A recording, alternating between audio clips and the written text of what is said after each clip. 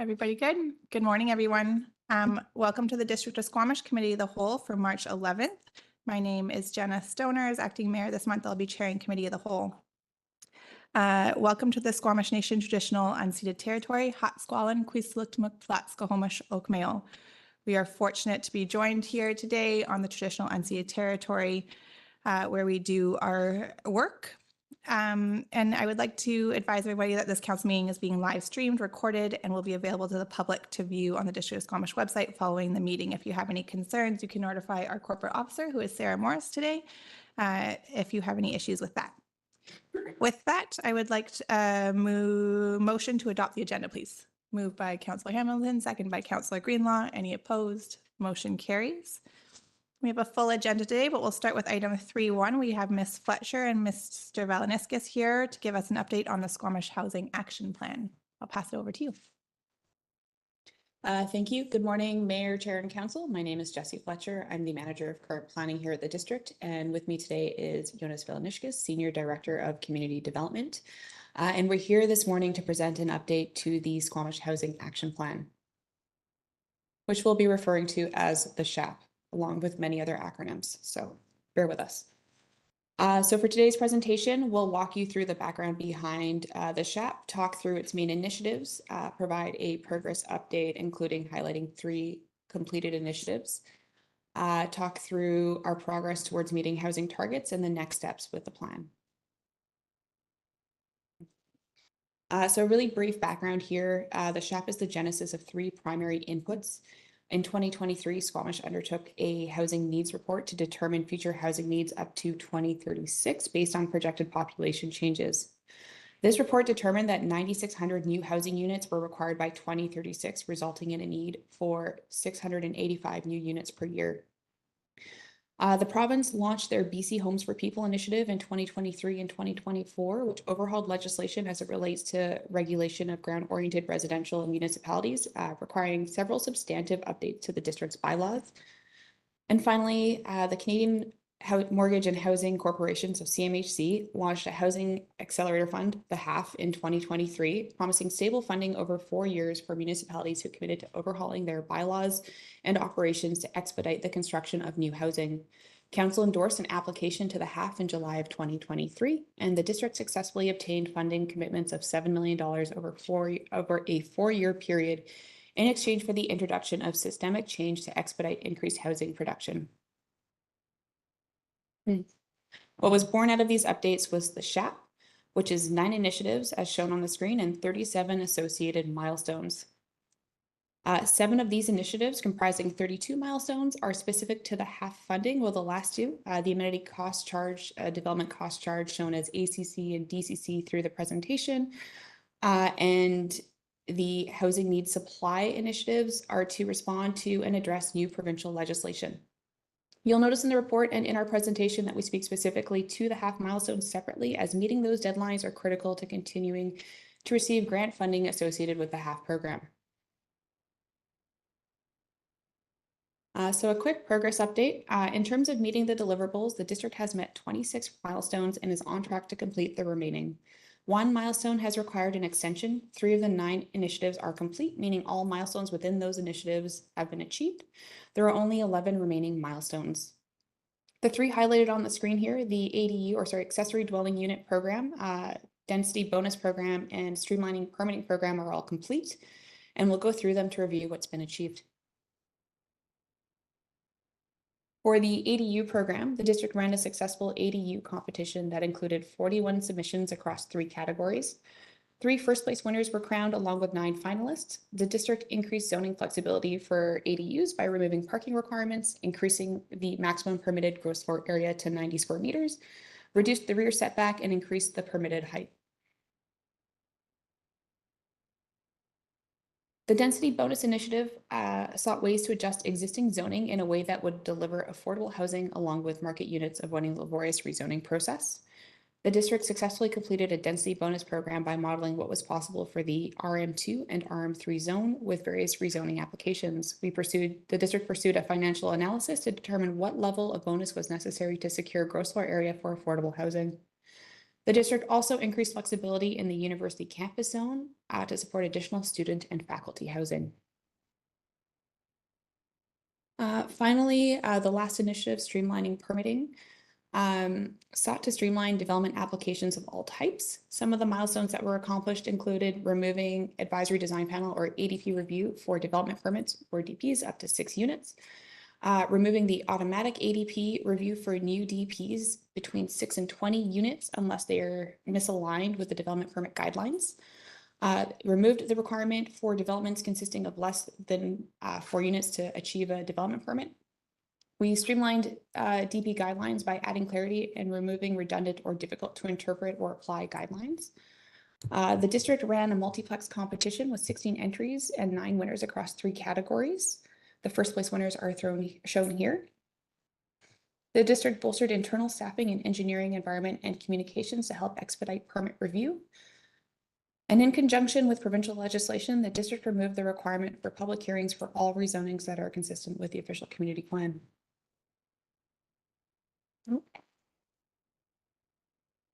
As it relates to housing targets, it's important to note that HAF is a target-based grant. The district has received the first of 4 installments, or first and second of 4 installment. Delivery of the third requires that the district to continue to complete its initiatives and milestones at a continued pace, while the fourth relies on meeting the HAF building start target.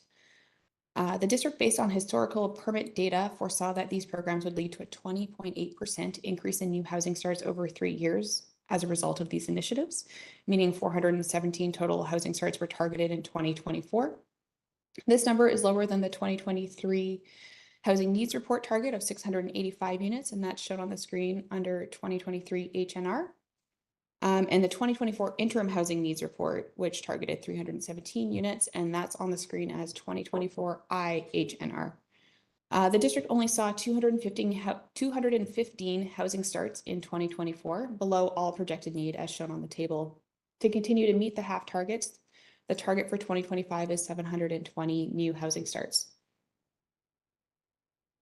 The new housing starts in 2024 did not meet the housing need targets. This is due to a mix of factors, including macroeconomic challenges such as interest rates, high construction costs, and labor availability. Staff continue to seek opportunities to expedite and streamline permitting, while ensuring that the development-related infrastructure needs and hazard mitigation are addressed through redevelopment. There are currently building permits for 172 units that are approved and awaiting issuance, and an additional 749 units in with BP application.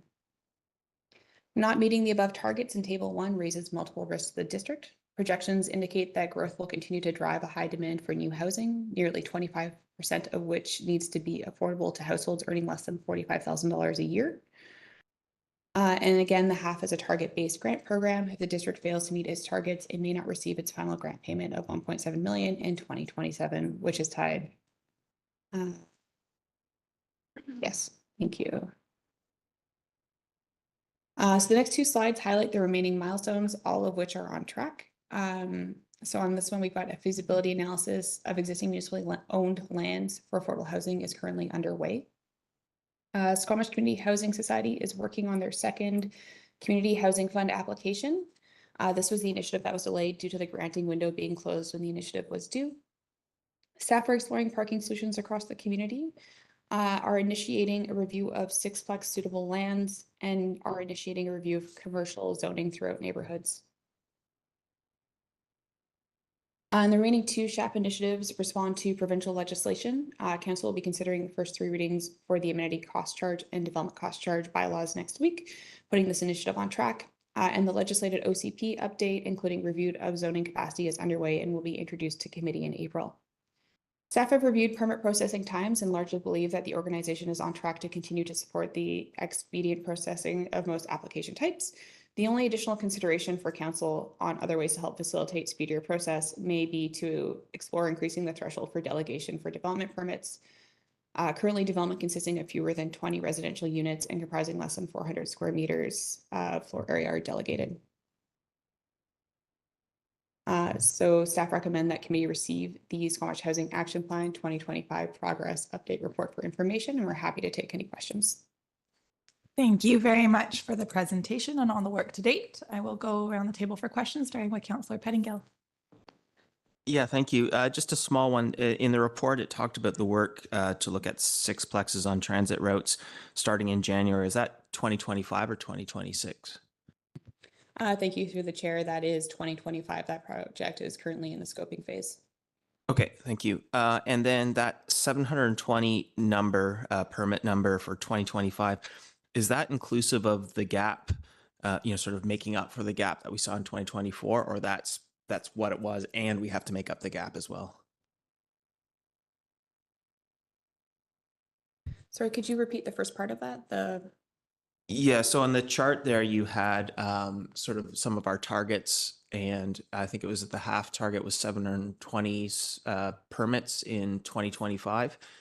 And I'm wondering if that 720 number is sort of takes into account the gap that we saw in 2024 and makes up that gap, or is that we're already planning for 720 and we also have to make up what we missed in 2024? Sorry, thank you for the question. Through the chair, the 720 includes the gap from 2024. Okay. And then my last question for now is, given some of the economic slowdowns, tariff talks and all of this, is there a conversation yet about what expectations are in terms of targets? And I guess sort of the background to my question is, I think there's public demand, but also it's a reasonable demand for amenities and sort of benefits and sort of high expectations of development. So there's hesitation to give too much more, I think, but we may not hit those numbers unless we're giving up, reducing amenity expectations and so on. And I would sort of rather hold strong and see that bring down land costs and resolve it that way, which means holding strong and maybe not seeing starts for a while. But like, are there any conversations of this sort with the government about what their thinking is right now? Or is it like they're holding hard on these numbers and we really have to hit that? Through the chair, the conversations with CMHC, there's no indication that there's readiness to review the deliverable numbers for building permits. We're in discussions all the time about the actions that the district is taking. That's kind of like what's within our control. And we're making some small changes and amendments as we learn things and progress through the plan. So I think what is really important is the commitments we made in the changes we're going to do for CMHC. If we were to try to revise the numbers, it would probably affect the funding that's associated to those units. And so if we don't deliver the units over the 3 years, we don't get the lost payment, quite likely. So it'd probably be akin to trying to reduce the number now, and that might affect our funding now, rather than wait till that last year of 2027. But I don't believe that there would be readiness at the federal level to talk about reducing the numbers. And just on this point, to clarify something in your presentation, Ms. Fletcher, can you remind me the numbers of permits that are in stream? So you said 170, I think, are sitting at one spot, and then 700 and something are at DP application? Thank you through the chair. So as of the writing of the report, and I believe this number has changed as well, was 172 units of approved building permits that were awaiting issuance. So essentially the builder coming to pay the fee and pick up the permit. Then there were 749 applications for a building permit that are currently being reviewed. And when do we actually count a unit as being complete or like towards the Housing Accelerator Fund? At what point in the process? Thank you through the chair. The Housing Accelerator Fund counts housing starts, so when the permit has been paid for and picked up. Thank you very much for that clarification. Mayor Herford, go ahead.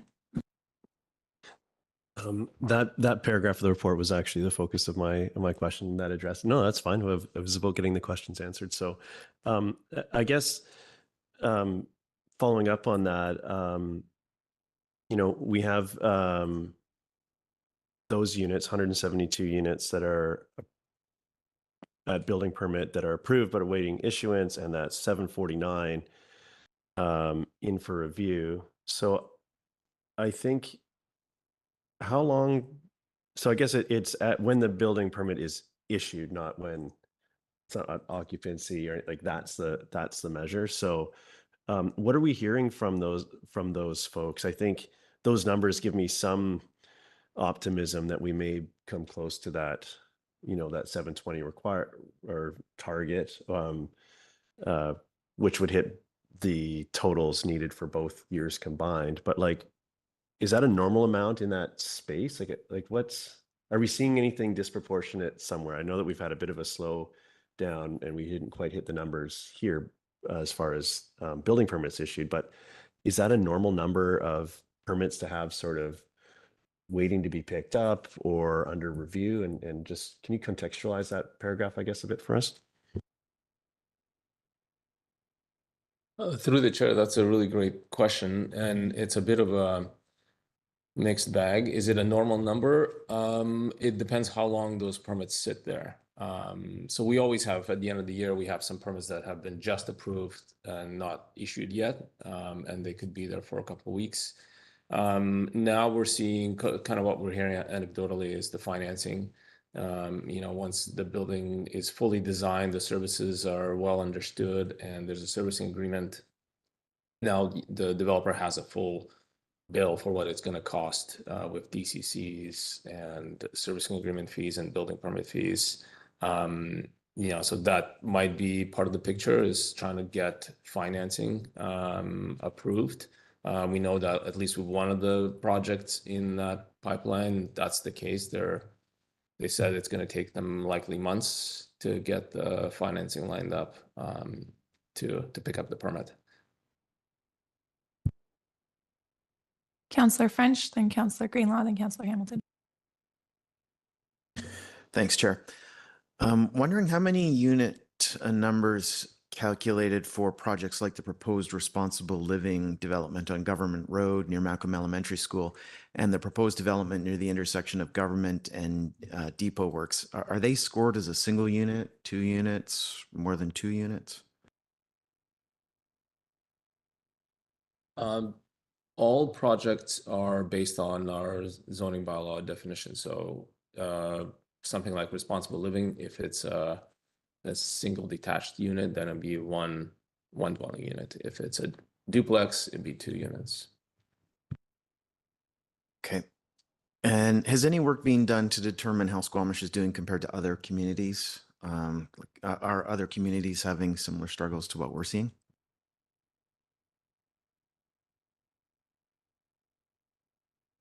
Through the chair, we know that it's a general trend across the country that communities that have gotten this funding are struggling to hit the building permit numbers for sure. And actually, when we reported on our numbers for 2024, we noted that we have a number of permits approved, so our work is done and waiting to be issued, and that was a positive. Received positively from CMHC in that we've done what we can, but yes, it's a trend across the country. Thanks, Chair. Thank you. Councillor Greenlaw, then Councillor Hamilton. Yeah, thanks. Thanks for all your work on this. It's getting a lot of wheels turning in my brain. Because I've been wondering where the kind of hindrances are to getting this all going, right? And your comments about macroeconomic influences, those are still very much present.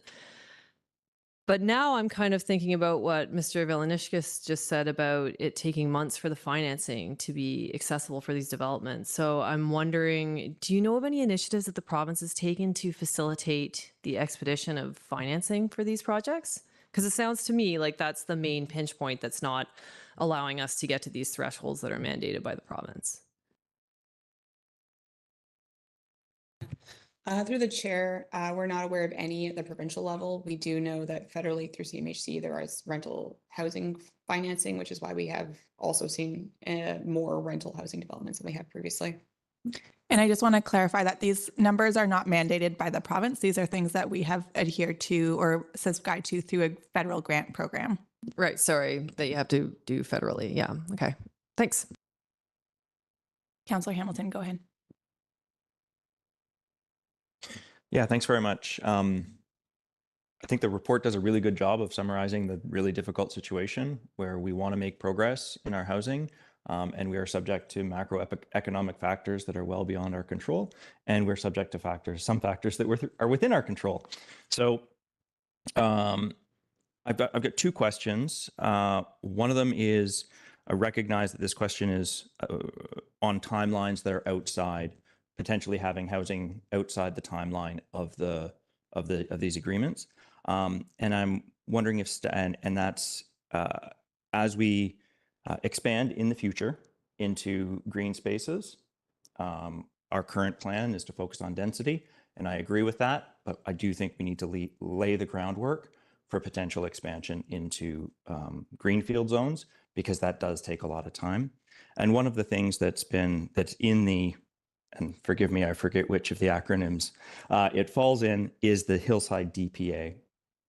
Could staff give me an update on when we expect some feedback or some information or some conversation about the Hillside DPA?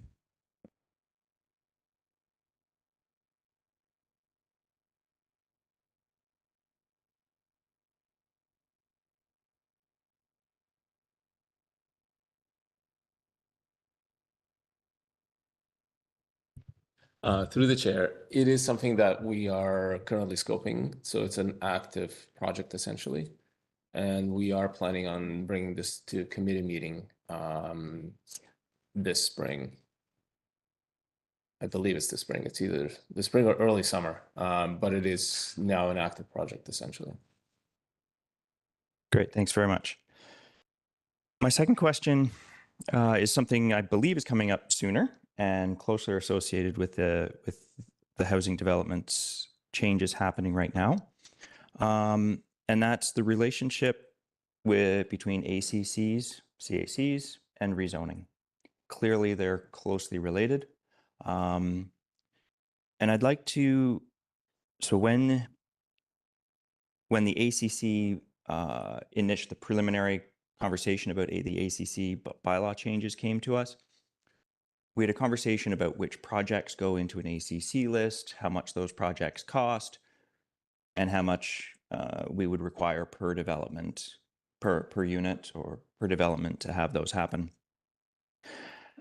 And that's very much in line with the DCC model of charges, developer charges. I see a couple challenges with that, some problem areas with it. One of them being that our list of projects become outdated fairly quickly.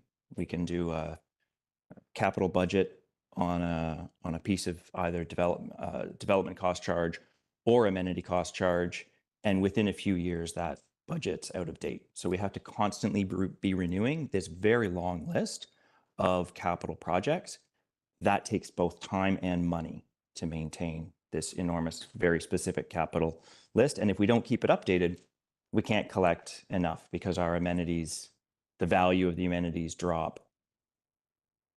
So we stop collecting enough money for it. The other problem I see with it is that, and I apologize for the long, I'm framing this so that you can see where my question is coming from. Our projects represent a list of the current projects that we need. Yeah? So let's imagine a world where we do an amazing job and we clear that list of projects. We then can't charge for ACCs because we've done a great job. On the other hand, if we do a very poor job and we have this huge list of ACCs, then developers can't afford to, the ACC charges go too high for the developers to pay. Yeah, I think we're closer to that second scenario where ACC charges are getting high. And I think that's because of our... Councillor Hamilton? Yep. I'm going to try and ask you to come to I understand that the context is helpful, but we are we'll have a whole other conversation around ACCs and DCCs in a few weeks. And so in terms of where we're focused with the SHAP, where does it intersect, please?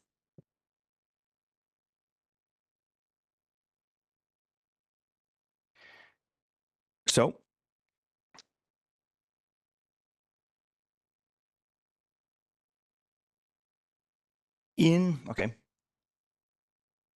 I believe I believe that one of the challenges we have with the SHAP are the the CACs, the current CAC policy. As we shift to a new ACC policy, I'd like to try to shift to a model that alleviates many of the problems and challenges of the current CAC model. We've seen recent examples where rezonings have perhaps not gone through, and in part because the CAC, potentially part of the CAC packages that may or may not have been included in those projects. And so when we come forward with can we consider a new ACC model in which, rather than relying on a list of projects and a budget for each of those lists, could we think of a sort of a square foot per capita per per amenity, where, for example, libraries, we know there's approximately 1 square foot of library space required per person. We know that building municipal buildings costs on the order of $1,000 to $1,500 per square foot. And we know that there's roughly 2 people per dwelling. So the amenity contribution that would be assigned to libraries would be $2,000 to $3,000 per dwelling. The only number we would need to update year to year would be the annual cost of building per square foot and the number of the square foot per capita for that amenity. I've read the new guidelines that were released this month for amenity cost charges, and I don't see a reason why that model couldn't be applied, but it was a cursory read, and I don't have the detailed view that you do. So when staff brings the ACC model to council, could they please comment on whether that sort of model would be possible? And if not, if either not possible or not viable, explain why when it comes back. All right, that conversation is coming back to council in a few weeks' time. So I'm grateful that we're putting that out there now. I think the question that I would try and shoehorn that into the Squamish Housing Action Plan is, do we have a sense of how many applications are either not going ahead or on hold as a result of the CAC calculations? Or is it a combination of things that are making the projects unviable? Through the chair, we don't have a sense that the current CAC policy is the reason why projects are not moving or successful. It tends to be more on timing and financing. We are seeing projects still coming forward with their CACs and moving forward to building permit and servicing agreement after their rezoning and development permits have been completed. Thank you for that. And we'll note Councillor Hamilton's request for a forthcoming conversation if that works. Do you have any other questions, Councillor Hamilton? All right. I have a few of my own, and then I'll come back to you, Mayor Herford. A few years ago, we received a grant from UBCM on the Land Development Approvals Program that aimed to create an online building permit application platform. I'm just wondering if staff can provide an update on where that project is at and if it has had any impact on application review timelines, process. We're seeing any successes out of it. It's a great question. I believe staff are still working on components of that program. It's more applicable to smaller applications. So really the contributing factors to our housing action plan, they're not captured yet into that system. And that would require some very significant changes. So we're taking small steps essentially.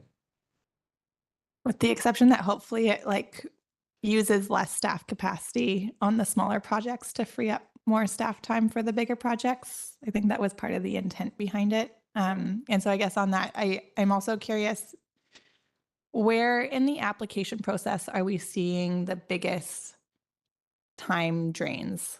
So obviously that'll vary by project, but we've had in the past reports come forward to council that kind of showed how many projects were at which stage and how long they had been sitting there. We haven't had that report in a while. And so I'm just curious where we're seeing kind of the biggest time drains on projects, or where, if we know which part of the process we seem to be losing the most.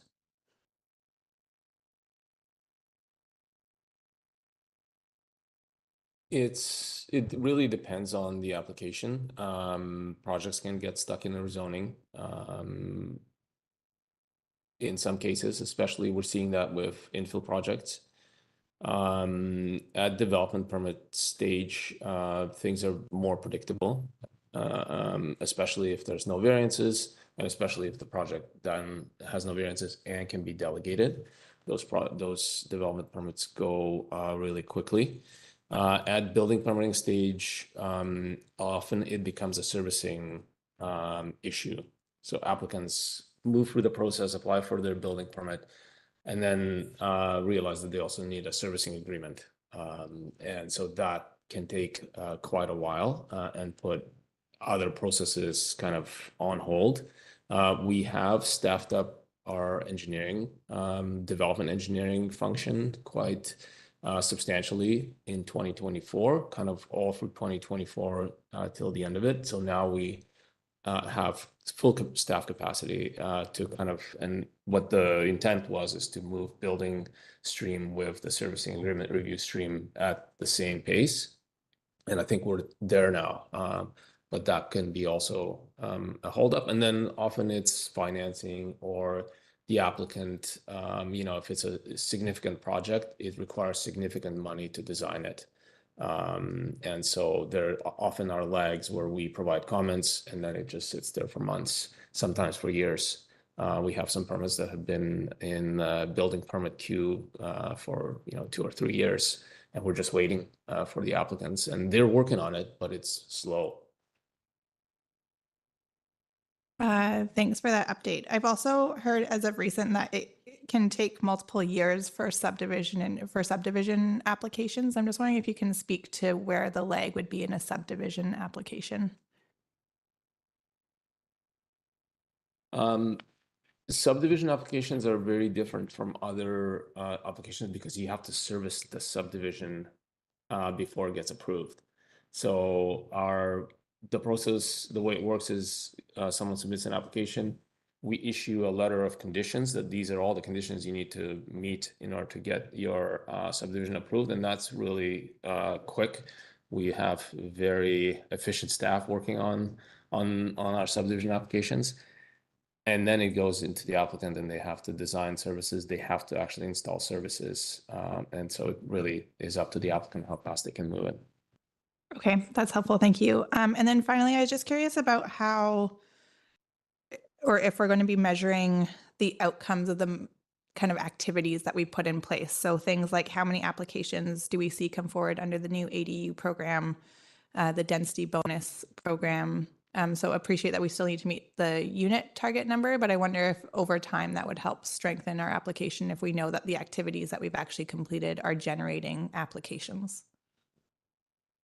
Thank you. Through the chair, we have started measuring new ADU BP applications, which 6 since we've instituted the program. What we don't have is a great baseline because of our transition from our old system to Tempest. So we're trying to gather that so that we can compare it to our baseline. Right, that's wonderful. Thank you. I'll go to Mayor Herford. That was a great segue into baselining conversation. Just the report was great. The 2024 numbers, could you contextualize those against 2023? I'm just trying to understand, like, as I know we're focused here on what those targets are, but just as far as what that means as a gross number, our housing starts flat. Is it a reduction from 2023? Is that what we saw in 2024? Like, did the whole thing step back, or is it just we didn't grow as fast to hit this? And I just feel like that 2023 column may have been helpful here, but do you have something that you could share with that? It doesn't need to be an exact number. It can be an approximation. It's a reduction, I believe. I don't have the specific numbers. 2023 was not a huge year either, but I think it was in the range of 300. And then, yeah, so we've just kind of looks like come out of a massive growth spur and are really coming down. But if you look at the queue, the story is that there's lots of supply coming in. It's just that for some reason over the last couple of years, things have really slowed down. Councillor Pettingill? Yeah, and I think you partly answered this, but I'm, in my mind, I'm sort of wondering, well, could we, there's a reason why we wouldn't just say, well, we'll move the development permit fees to the building permit stage, and hire whatever staff to fast track whatever and consider them delivered. There's no cost. So like check off a bunch. Is there a reason why we couldn't do that? Like, are they to actually count as having their DP, they also have to have paid their DCCs and all the other things, or are most people actually stuck in work on financing on their end, which you sort of implied, or like is there a way we could, up our numbers a big chunk by doing some deferral of some fees or something? Through the chair, we are seeing that in some jurisdictions in Metro Vancouver is now, folks are talking about delaying the DCC charges to occupancy stage. So that is a significant amount of funds that we might have to consider. I don't think we're quite there yet, but I think we might have to consider that, especially with the new DCC charges coming in soon. Go ahead, Councilor. And so then, so right now, paying your DCCs is tied to your building permit. So getting your building permits, not just the development permits, not just the development permit fees, it's also your DCC fees and some other fees. That's correct. Yeah, all the fees are essentially due at the building permit issuance stage. There is a mechanism that some developments use where you can pay your DCCs in phases or installments over 3. So you can split it into, for larger projects, you can split it into 3 payments as the project gets built. And some developers do use that. But just to clarify, CACs are typically paid at building permit, not development permit. Yeah. Okay. The CACs are sometimes at rezoning, sometimes at development permit. We rarely collect them at building permit now. Oh, that's right. Thank you for the clarification. I had one other question around budget for this project. So we've received the first 2 payments, and we are well on track. Do we get a budget update for spend out of this project at some point? Just curious on where we're at in terms of where we can potentially accelerate some things, where we would reposition some of the money in order to deliver more units. We will bring that update through the spring amendment process for the budget.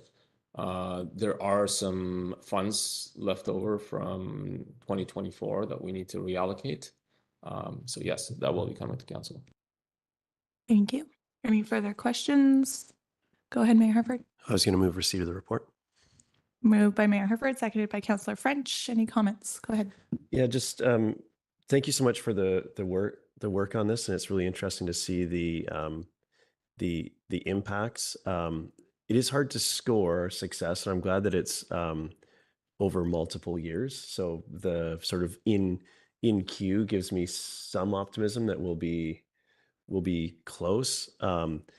I had an interesting time sort of trying to reconcile lived experience in the community with the numbers we see here and the slowing and what has been a rather substantial slowdown.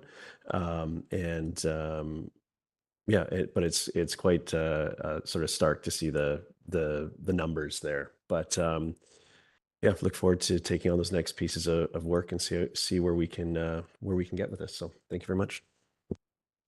Any other comments? Yeah, Councillor Hamilton, we'll go around the table this way. Yeah, thanks very much, staff, for bringing this together. I think this is obviously a huge piece of work, a lot of big changes coming have happened in our community particularly with respect to everything Bill 44 and all the housing accelerator associated changes. One thing that struck me as really important was Councillor Stoner's comment, and I'm really glad to hear that staff are on top of it, are trying to monitor the impacts of the initiatives that we're having in as specific a way as we can, because clearly there's enormous factors that are outside of our control, some that are inside. So I think we would be well served when we get to the 4-year mark, and we need to justify might not be the right word, but if we fall short of our targets, I think we need clear data on what impacts our initiatives did have. So thanks very much for keeping close tabs on the impact of our initiatives. Thanks. Councillor Greenlaw. Yeah, thanks. Through the chair, thanks for the presentation. Thanks for the information. There was a lot of, like I said, it got a lot of wheels turning for me. And I'm just wondering, given the conversation that we've had today, where this falls into an advocacy piece of getting the federal government on board with either reducing the expectations to fulfill these grants, seeing as how it's common that municipalities are falling short of their targets, or somehow start incentivizing the expedition of the financing of these projects, because it seems unfair to me that the municipalities are being penalized for not meeting targets that are effectively potentially unachievable. Like, from my perspective, sitting in this chair, I feel like this municipality specifically has done everything they could to expedite housing, and to have us not even meet the targets so far. I mean, maybe we're going to speed up, but it seems like there's a huge pinch point on the financing piece that's completely outside of our control and therefore unachievable for us. So just going to put that in people's brains, I guess, in ways that we could advocate to higher levels of government for either changing these target numbers or somehow incentivizing the expedition of the financing for these projects. Thanks. Thank you. Councillor French. You're good. Councillor Pettingill, go ahead. Yeah, thanks. Appreciate the report. It's a bit sobering and intimidating when you look sort of macro scale what's happening in economics. I would just sort of reiterate, be very open to deferral of fees and so on as long as we could still guarantee receipt of them. Not so enthusiastic about waiving or reducing fees, because I think we do need to be appropriately collecting fees to sort of offset and meet community needs and offset some of the impacts of density. I think even with financing, I'm a bit worried about too much incentive there, even what's from another level of government, because I think I worry that it will expose us to too much credit dependence, and I think, for me, land values is where the real inflation is. And so I think I would like to see us do things that put downward pressure on land values, which may mean holding firm on fees and so on. But I'm getting sort of out of my wheelhouse a little bit there, maybe. So just not easy. It's intimidating, but I think we've made really good progress, and I'm actually quite happy to hear some of what we've got in the queue. So just figuring out how to get that moving through. Thank you. Thank you. Councillor Anderson, go ahead. Thank you. I'll just add that I'd like to express appreciation for Councillor Hamilton raising the issue of the need to be laying the groundwork for future, essentially, sub-area plan areas. There are some challenges there. We need to keep that wider perspective on our housing supply chain. And we have one underway now in North Crumpet, namely, that appears to be stalled, but we may have 2 or 3 forthcoming in the not very far into the future. And that appears to be a daunting prospect to handle these in the years ahead. Hope we're prepared for it.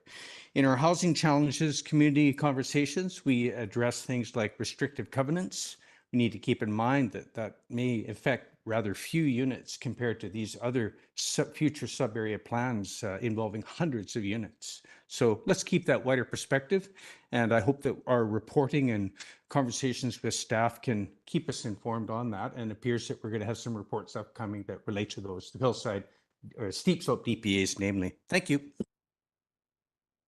Thank you for the comments. And I will be supporting the motion on the floor. Thank you for the update and all the work on this important file. We know that housing is a key priority in our community, so that everybody has somewhere that they can call home, which is extremely challenging for so many folks at the moment, given the high cost of living.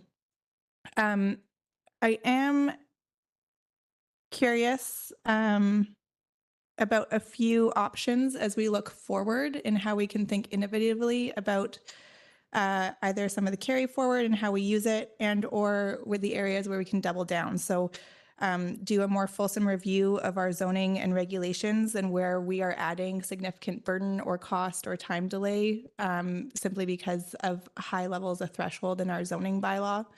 I think is worth reviewing. And staff mentioned that a little bit from a delegation perspective. And so where are there opportunities to further streamline our internal processes?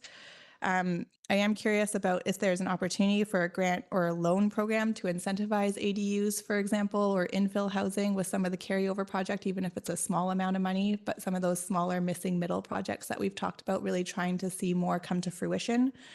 Those are things that we have now, we put the design criteria in place. So how do we make sure that there's actually applications coming through that stream? Further support for pre-development funding for some of the affordable or below market housing, I think is really important. And while I hear my council colleagues' calls for advocacy to higher levels of government, I think for me where that sits is on incentives for financing of rental and affordable. Similar to Councillor Pettingill's comments, I don't have much interest in trying to drive additional incentives or for market rental, or sorry, for market sale. But I do think that there's good opportunity to further the CMHC projects and loans and forgiveness for affordable and below market rental, which we are seeing more of in our community, which are really important. I also just want to thank staff. I think it's important to note that a lot of this funding is actually covering the costs of legislated work that was required by the province. And so it's really great to be able to see some federal dollars to support municipalities to deliver on the provincial requirements, even though those are all aligned and they're meeting the same goals. It's nice that that cost isn't being burdened by our individual taxpayers here at the municipal level, but we're using federal dollars to do that. And part of that will be the review of the OCP that's coming this year and hopefully start to address some of those questions around what the next phase of future growth looks like.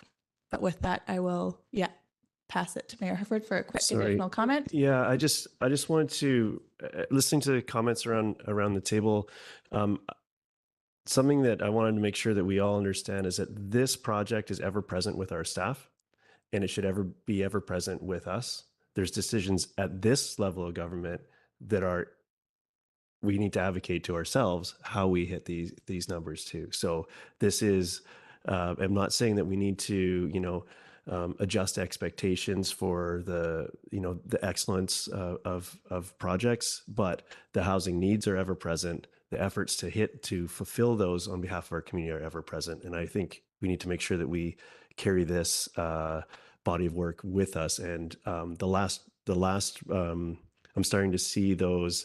I think it was the most recent development that had the actual what percentage of our target the development represented. And I really appreciated seeing that. And it's important context. It's not the be all end all. We have all the considerations to balance as a community. I'm not trying to debate any of those things, but I want to make sure that we recognize our own responsibility and the levers that we do have when things do come directly to us in this category, as well as other levels of government. Obviously, we'd like to see them do things, but we've a lot in our control here as well. This isn't entirely out of our control. Thank you. With that, I'll call the question. All in favor? Passes unanimously. Thank you very much for the update. And we'll give everybody 5 minutes to get set up for the hot topic of the day. We'll be back to talk about paid parking at 10:25.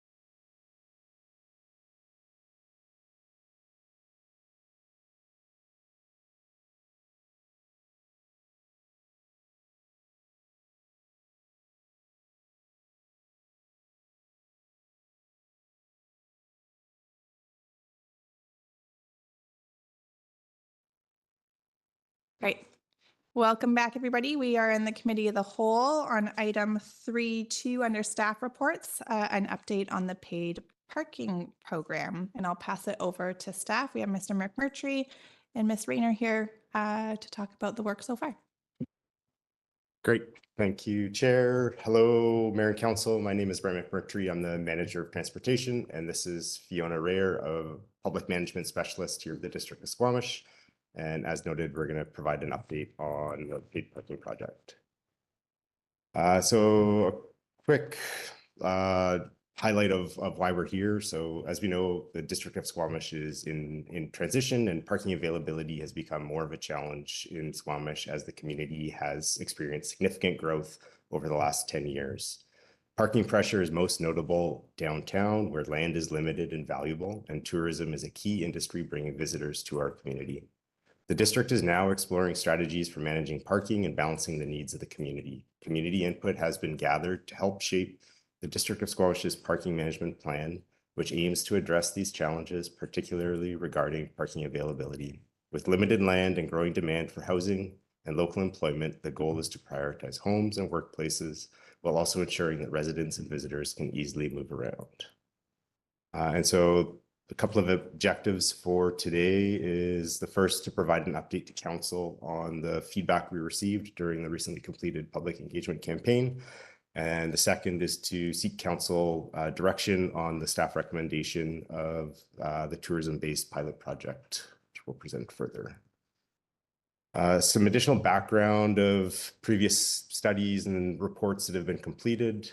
So in 2016, a parking strategy was completed that recommended completing downtown parking utilization studies and reports on a kind of 5-year horizon. Those were completed in 2017 and again in 2023, and are showing that parking demand is increasing and that some management recommendations were proposed in the 2023 report. When Council received that report in 2023, a resolution was passed to advance a phased parking management implementation plan that looked at or explored paid parking both downtown and in tourism locations. And most recently, in December of 2024, Council passed a resolution to prioritize a tourism-based paid parking pilot in advance of the downtown paid parking implementation as an opportunity for staff to learn from the rollout of a smaller scale project in advance of exploring what comes next. With that, I'll pass it over to Fiona to provide an overview of the engagement results. Thank you, Brent. We're going to provide an overview of the public engagement process and some findings that stood out from the community survey on downtown and tourism-based parking management. The public engagement process began in summer 2024 with meetings with the Business Improvement Association, Tourism Squamish, the Chamber of Commerce, the District of Squamish Accessibility Committee, and ended in January 2025 with a visit at West Wind's Senior Living Building, resulting in a formal letter being submitted by the Squamish Senior Living Society. A community survey occurred over a 7-week period from December 3rd, 2024 to January 22nd, 2025. The project page at letstalksquamish.ca received 9,840 views from 6,296 unique visitors, and 2,675 people completed the online survey. The survey attracted a diverse range of respondents. The largest group at 42% were aged 30 through 39, followed by 21% for people aged 40 through 49, and 15% for people aged 20 through 29. Multiple formal letters were received from community organizations, which can be viewed in Appendix A of the report, including Squamish Nation Elders, Squamish Business Improvement Association, Tourism Squamish, Squamish Senior Living Society, and the Federation of Mountain Clubs of BC. Additionally, Council received various emails to the Council email, the majority of which highlighted concerns with tourism-based parking. Key themes were identified across the survey responses and letters from residents, community groups, and organizations. These themes are elaborated on throughout the What We Heard report and emerged from the survey responses and approximately 9,000 open-ended comments received. They are summarized as follows.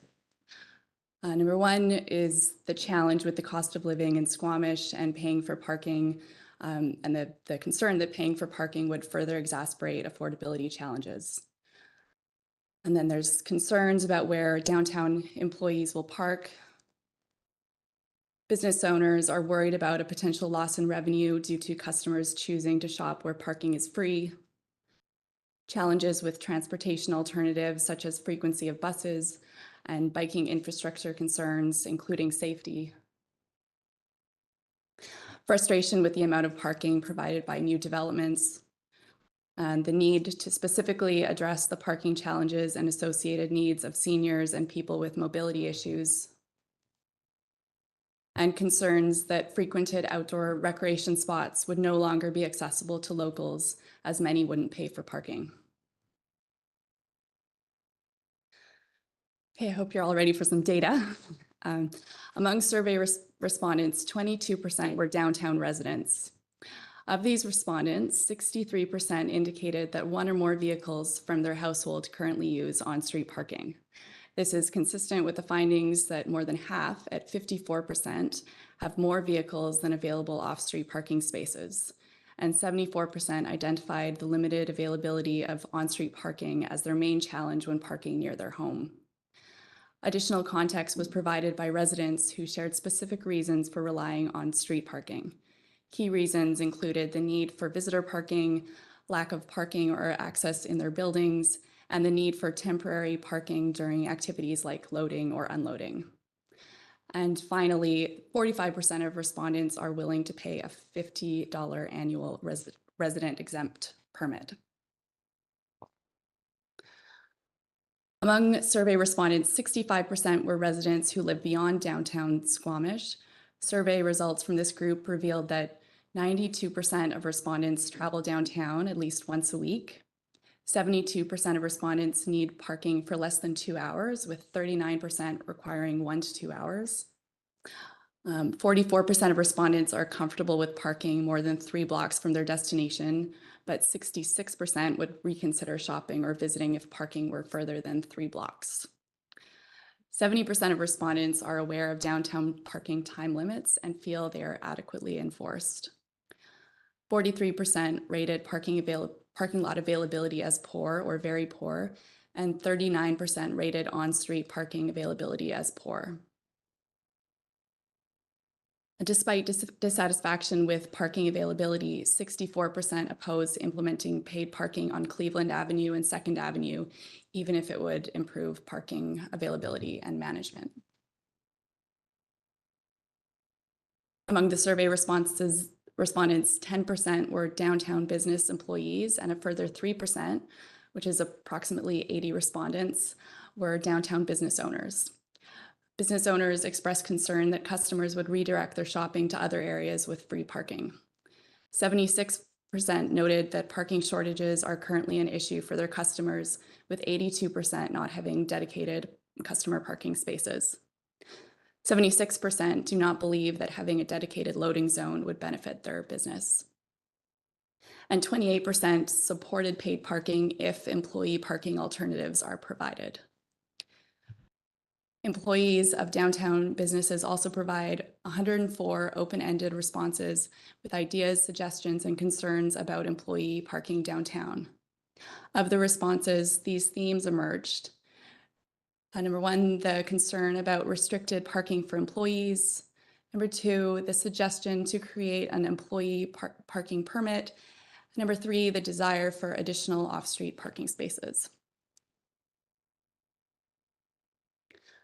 Of the survey respondents, 18% were Sea and Sky residents. Of these residents, 54% of households regularly park at least one vehicle on street. Of those who used street parking in the Sea and Sky area, 60% did so due to insufficient off-street parking. 65% believe a 2-hour parking limit would negatively impact their lives. 43% noted that they would not purchase a resident exempt permit if a program were implemented. And 50% support a 1 per household permit limit. Of the 223 open-ended responses regarding a potential parking permit program, the majority at 78% feel a permit should be free, with 76% citing the high cost of living in Squamish.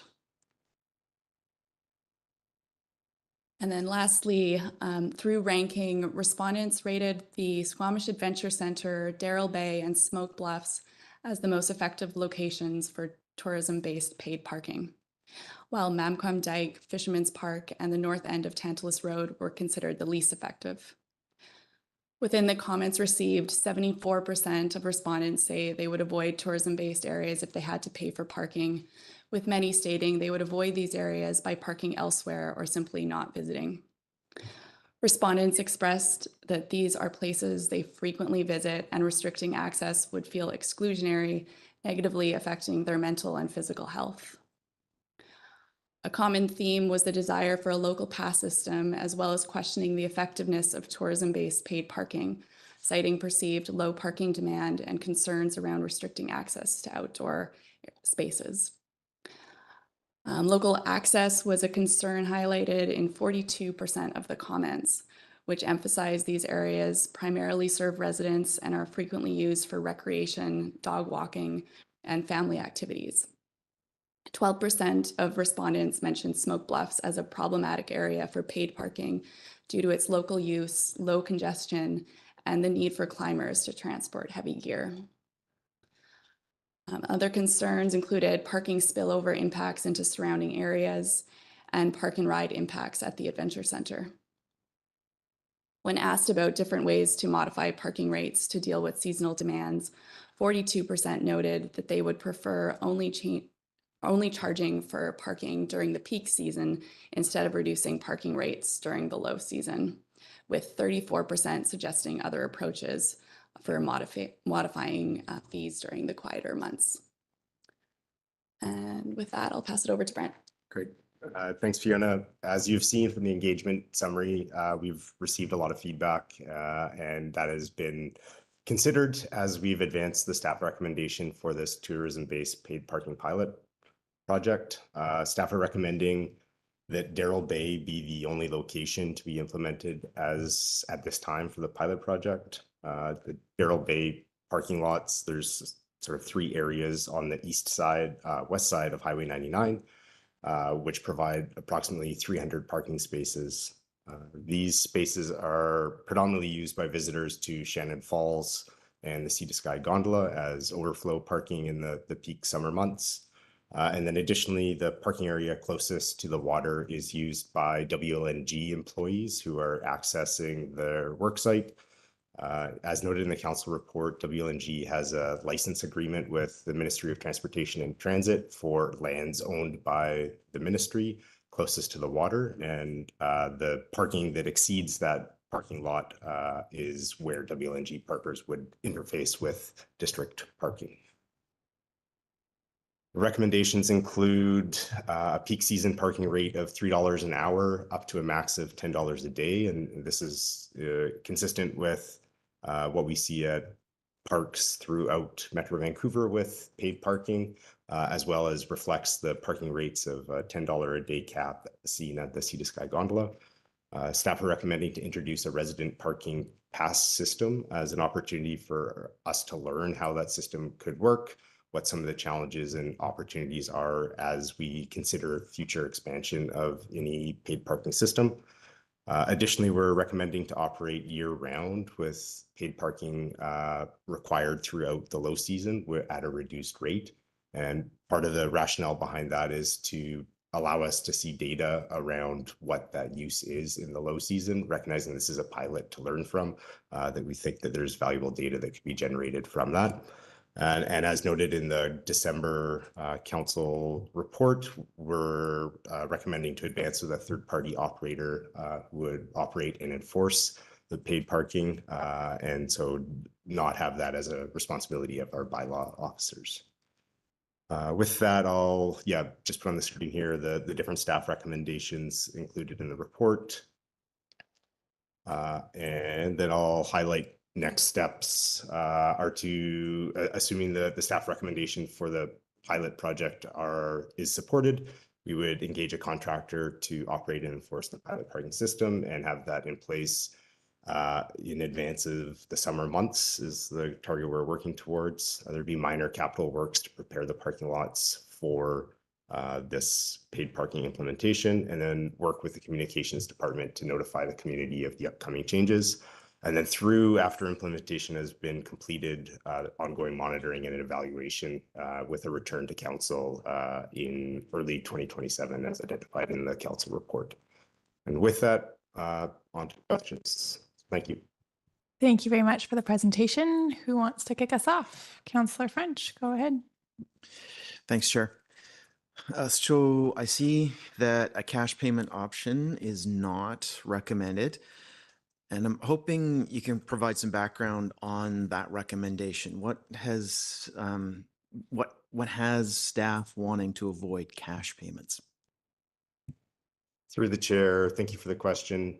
We asked a question in the survey about how people would prefer to pay, and identified that the vast majority of respondents identified either using a mobile app or paying with a credit card at a kiosk. I believe 7% identified cash as their preferred payment method.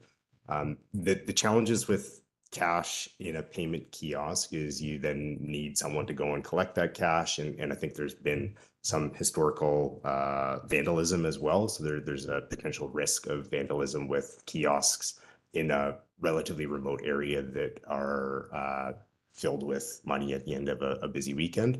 And so with that, the recommendation would be to use a cashless system, recognizing that there'd be an opportunity for local residents to pay or to sign up for a local resident permit that would not require them to pay. So it would be, I guess, we think the impacts would be quite small at this time. Okay, and so following up on that, with the no cash option, when a driver rolls up to Darrell Bay and they're flush with cash and coins, but for whatever reason, they don't use a debit card, they don't have a credit card, and they have no mobile phone, is that person's only option to simply park somewhere else, or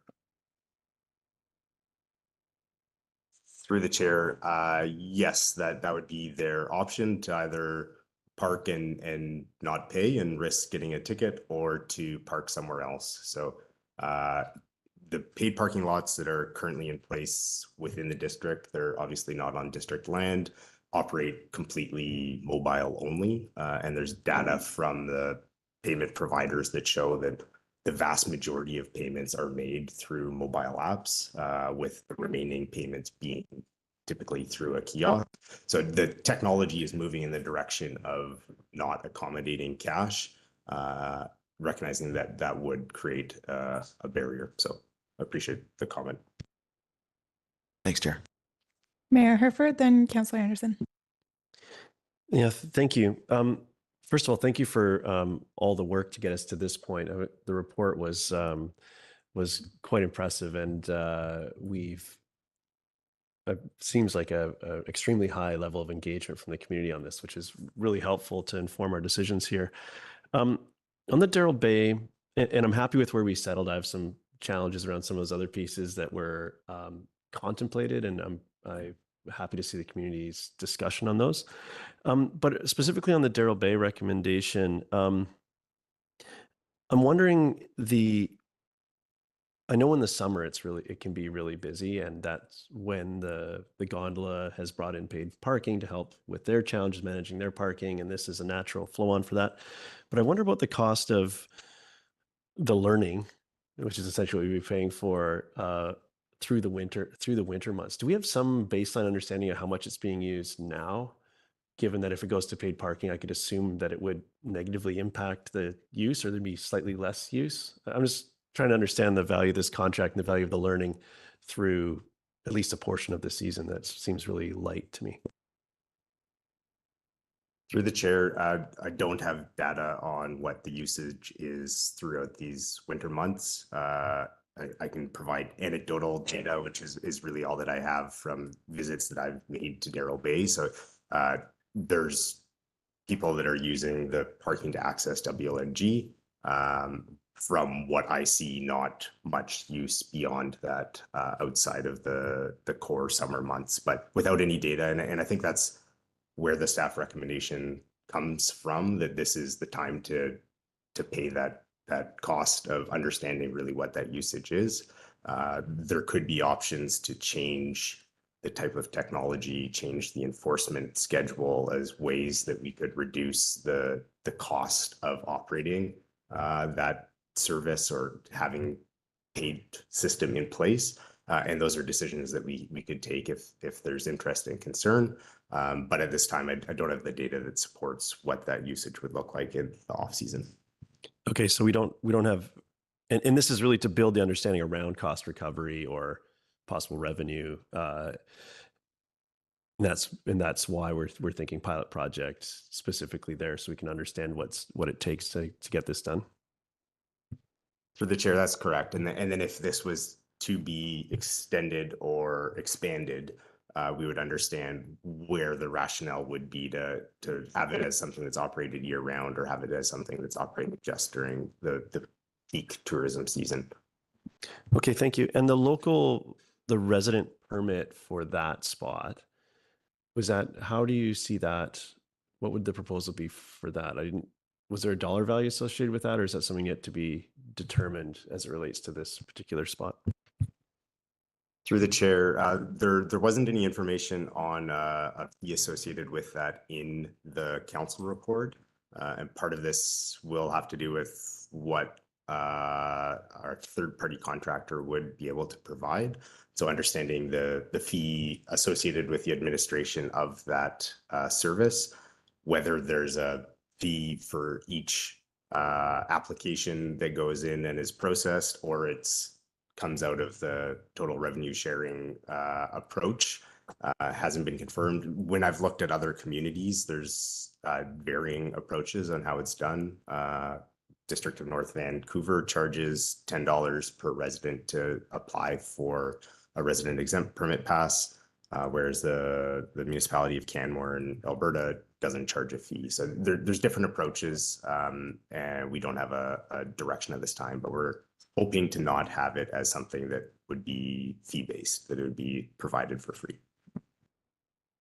And just changing gears slightly, the Sea and Sky folks, I know that we had a high level of engagement there as well.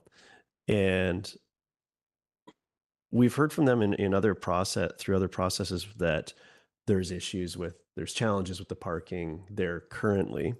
We know the context is going to change as the new bridge comes online. I have some concerns that I'm reading this as there's no consideration of changing of regulations there till 2027 under the paid parking regime. Are there the 2-hour parking restrictions, or is there something else that staff thinks would be appropriate there with this sort of existing what's been articulated to us as an existing challenge and a context that's about to change? Just where does that particular project or issue sit in all of this?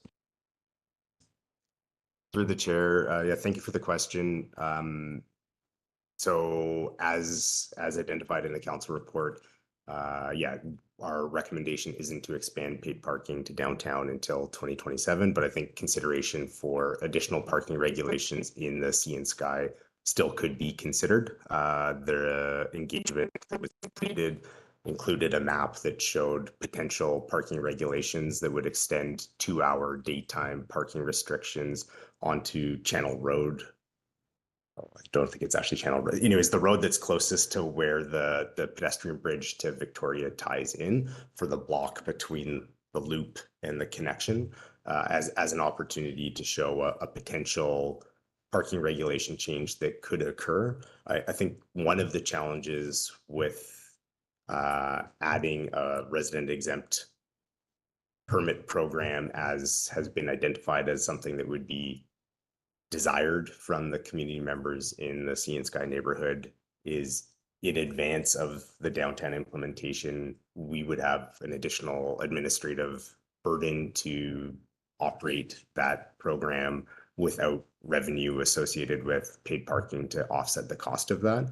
And so I think that there could be an opportunity to implement daytime paid parking on the stretch as identified without a resident exempt permit program. But there probably would be some community pushback from that as well. So as recommended, we're waiting, or staff are recommending to wait until the end of this pilot phase and see where we land at that point. Thank you. I'll go to Councillor Anderson, then Councillor Pettingill, then Councillor Hamilton. Thank you. My first question relates to something Mayor Herford has brought up, namely the provision for local residents at Darrell Bay. The Stantec report, page 14, section 6.4, to quote, free parking will be provided for local residents in Squamish. And I suppose I'm just going to assume that this is to be determined, Mr. McMurtry, because it would seem to me if this is going to serve as overflow parking for local residents for the gondola, then don't they pay already at the gondola? Why would this be free? I'm not sure. Maybe this is to be determined and that the Stantec report might be a little bit overreaching as far as the status of our deliberations. Through the chair, yeah, the Stantec report is still a work in progress and it's kind of attached for information. We're confirming what the specific components of those programs would be. One qualifier for the Sea to Sky gondola is there's paid parking for people who don't have a season's pass. If people have a season's pass, the cost of parking is included in that season's pass. And so I think that because we won't have a tool to qualify where people are visiting or what they are doing, our recommendation is to move forward with a permit program for residents that would allow them to park at Darrell Bay for free with that permit. Yeah, leave it there. Thank you. My second question, last time we were discussing this topic in December, Mr. McMurtry, I raised the issue of a revenue allocation policy or approach that might be considered. And your response was that this will be determined by council in future. We will have a chance to review this. Now, in the meantime, we have the Stantec report and the earlier one, which have different approaches. The Stantec report takes a different approach in revenue allocation between tourism sites and the downtown. For tourism sites, the recommendation is to reinvest revenues in the local infrastructure at that vicinity. Whereas for downtown, there is no fewer than 6 references to diverting revenues to community-wide transit system. And rather than to the downtown for phase 2, that is, whereas the report from 2023 recommended quite explicitly to return revenues to the neighborhood affected and an emphasis on parking benefit area, capital B, PBA, and the BIA. May I just ask if this is still something that you're going to deliberate and we shouldn't take too much import from these reports, and this would be coming back to council, because it seems to me this is a very important issue. If we're going to sell this plan, we need to be very careful about how we approach revenue allocation. Thank you. Thank you for the question through the chair. So I guess for this pilot project, with revenues being unknown and we don't have data to make accurate estimates off, the direction that we were provided was that it'd be best to wait till a future budget process to make a decision around how revenues would be allocated. I think council direction on what those revenues should be considered can be taken for staff's information and could inform what the recommendation would be.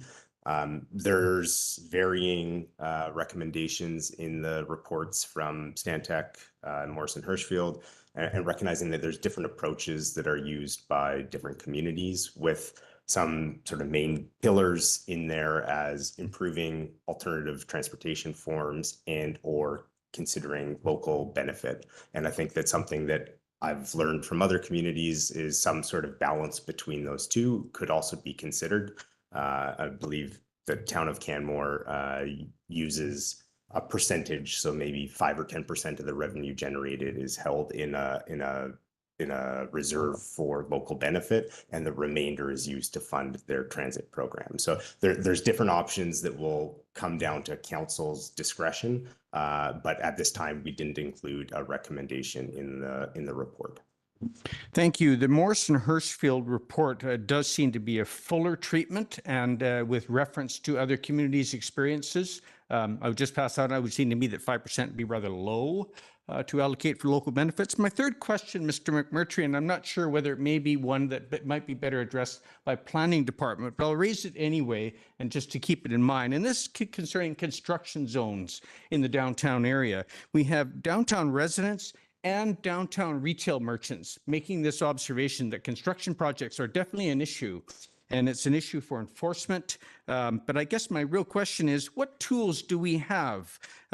We've discussed with planning department construction management plans for larger construction projects downtown, but we also have smaller construction projects that have made an impact on Cleveland parking even.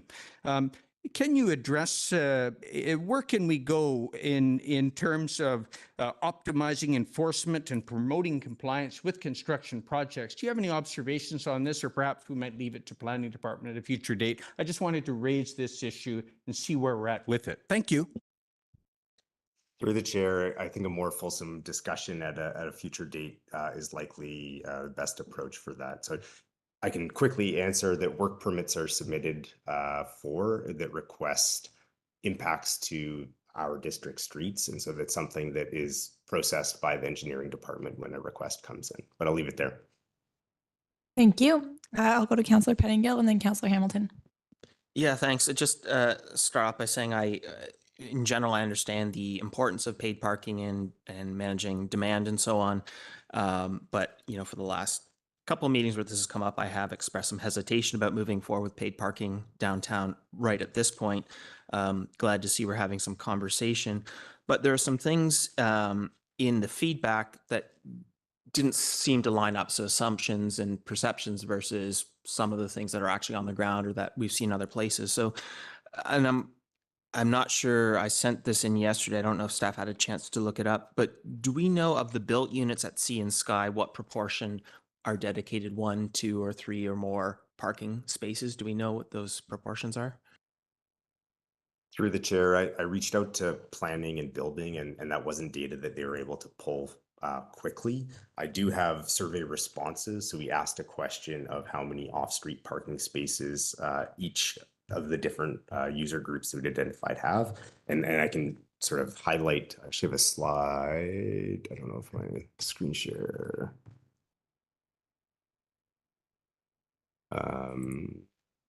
No, that didn't work.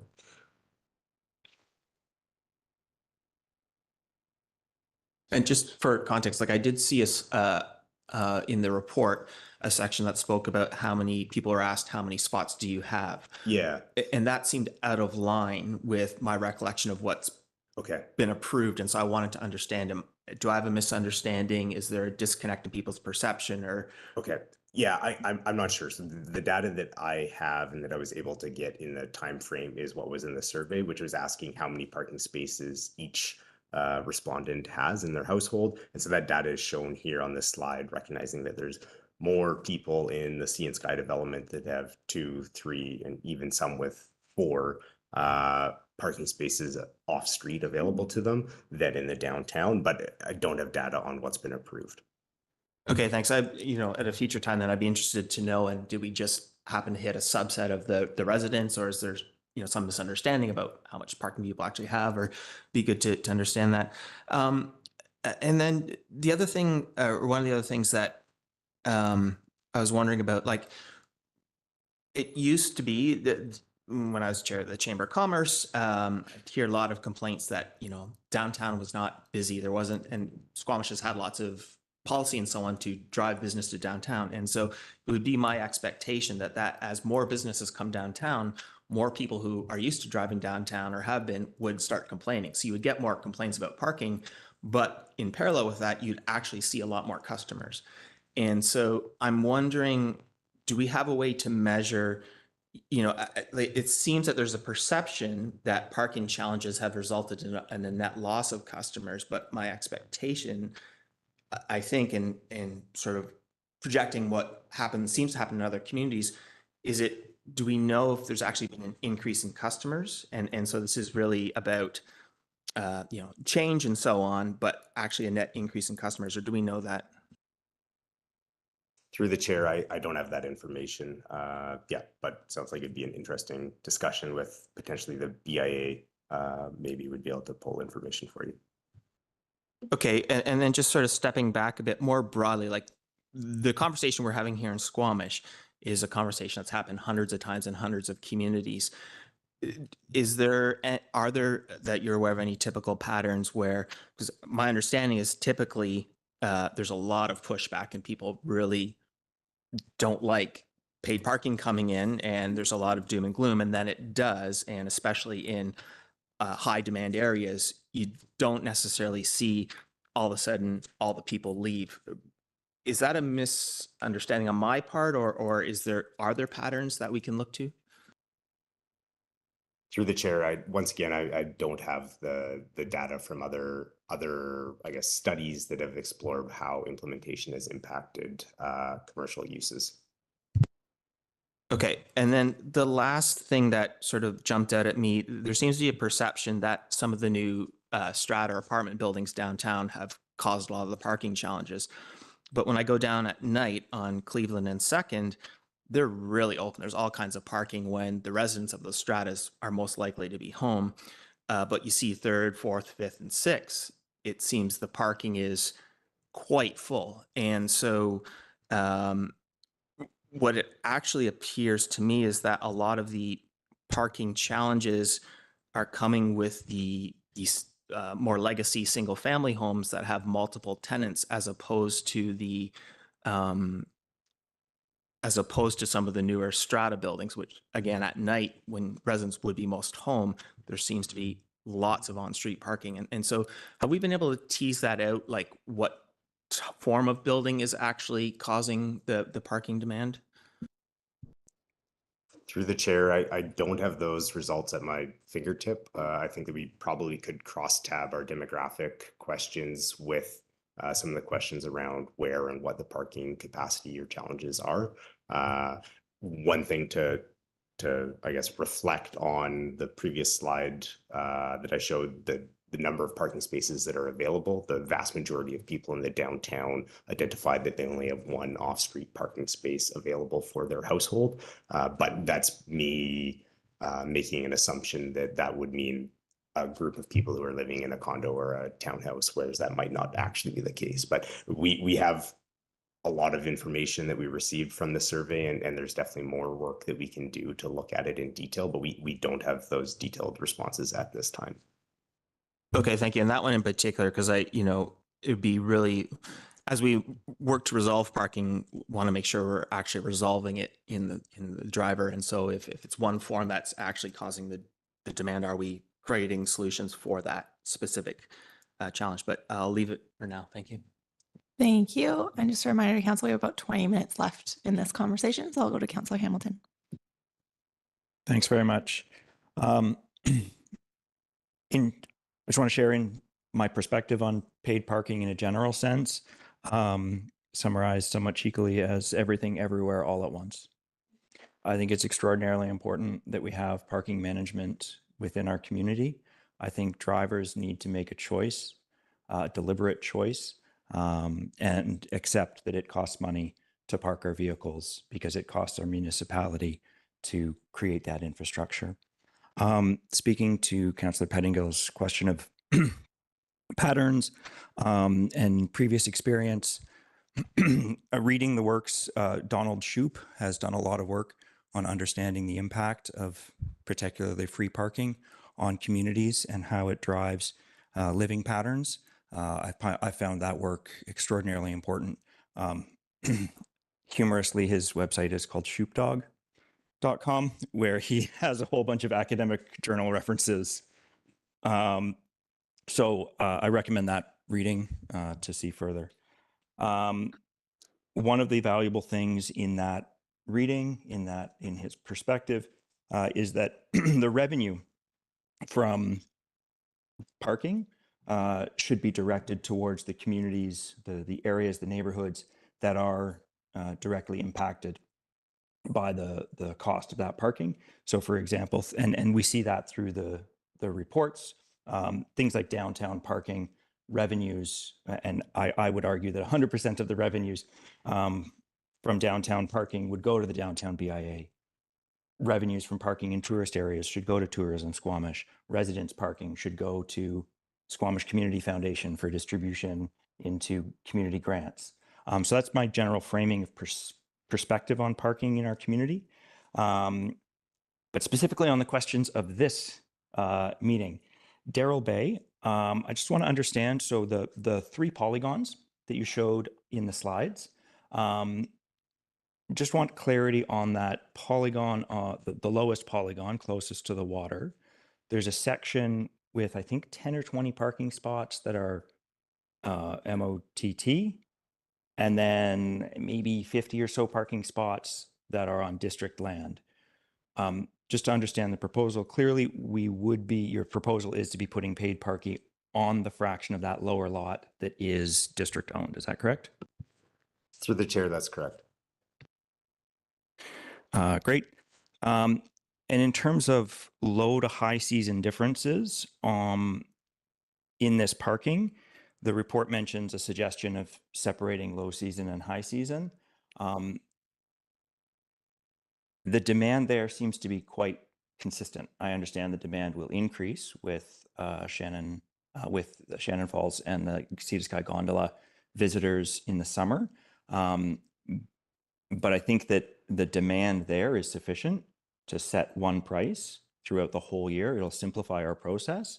It'll simplify users' expectations. So I would advocate for one price throughout the whole year for that area. And my third question was answered, and I just want to confirm that we're looking into an external contractor doing the implementation and enforcement of the paid parking. We're not looking at having bylaw do the enforcement. Is that correct? Through the chair, that's correct. Great, thanks. I'll come back to you, Councillor French, or is it on this? Yeah, go ahead. Thanks, Chair. I just heard something that I want clarified. Councillor Hamilton used the term district owned at Darrell Bay. And it's my understanding we don't own anything down there and we have a lease. So I wonder, could we just get that clarified? Do we own, do we lease? What's the district's control status at Darrell Bay?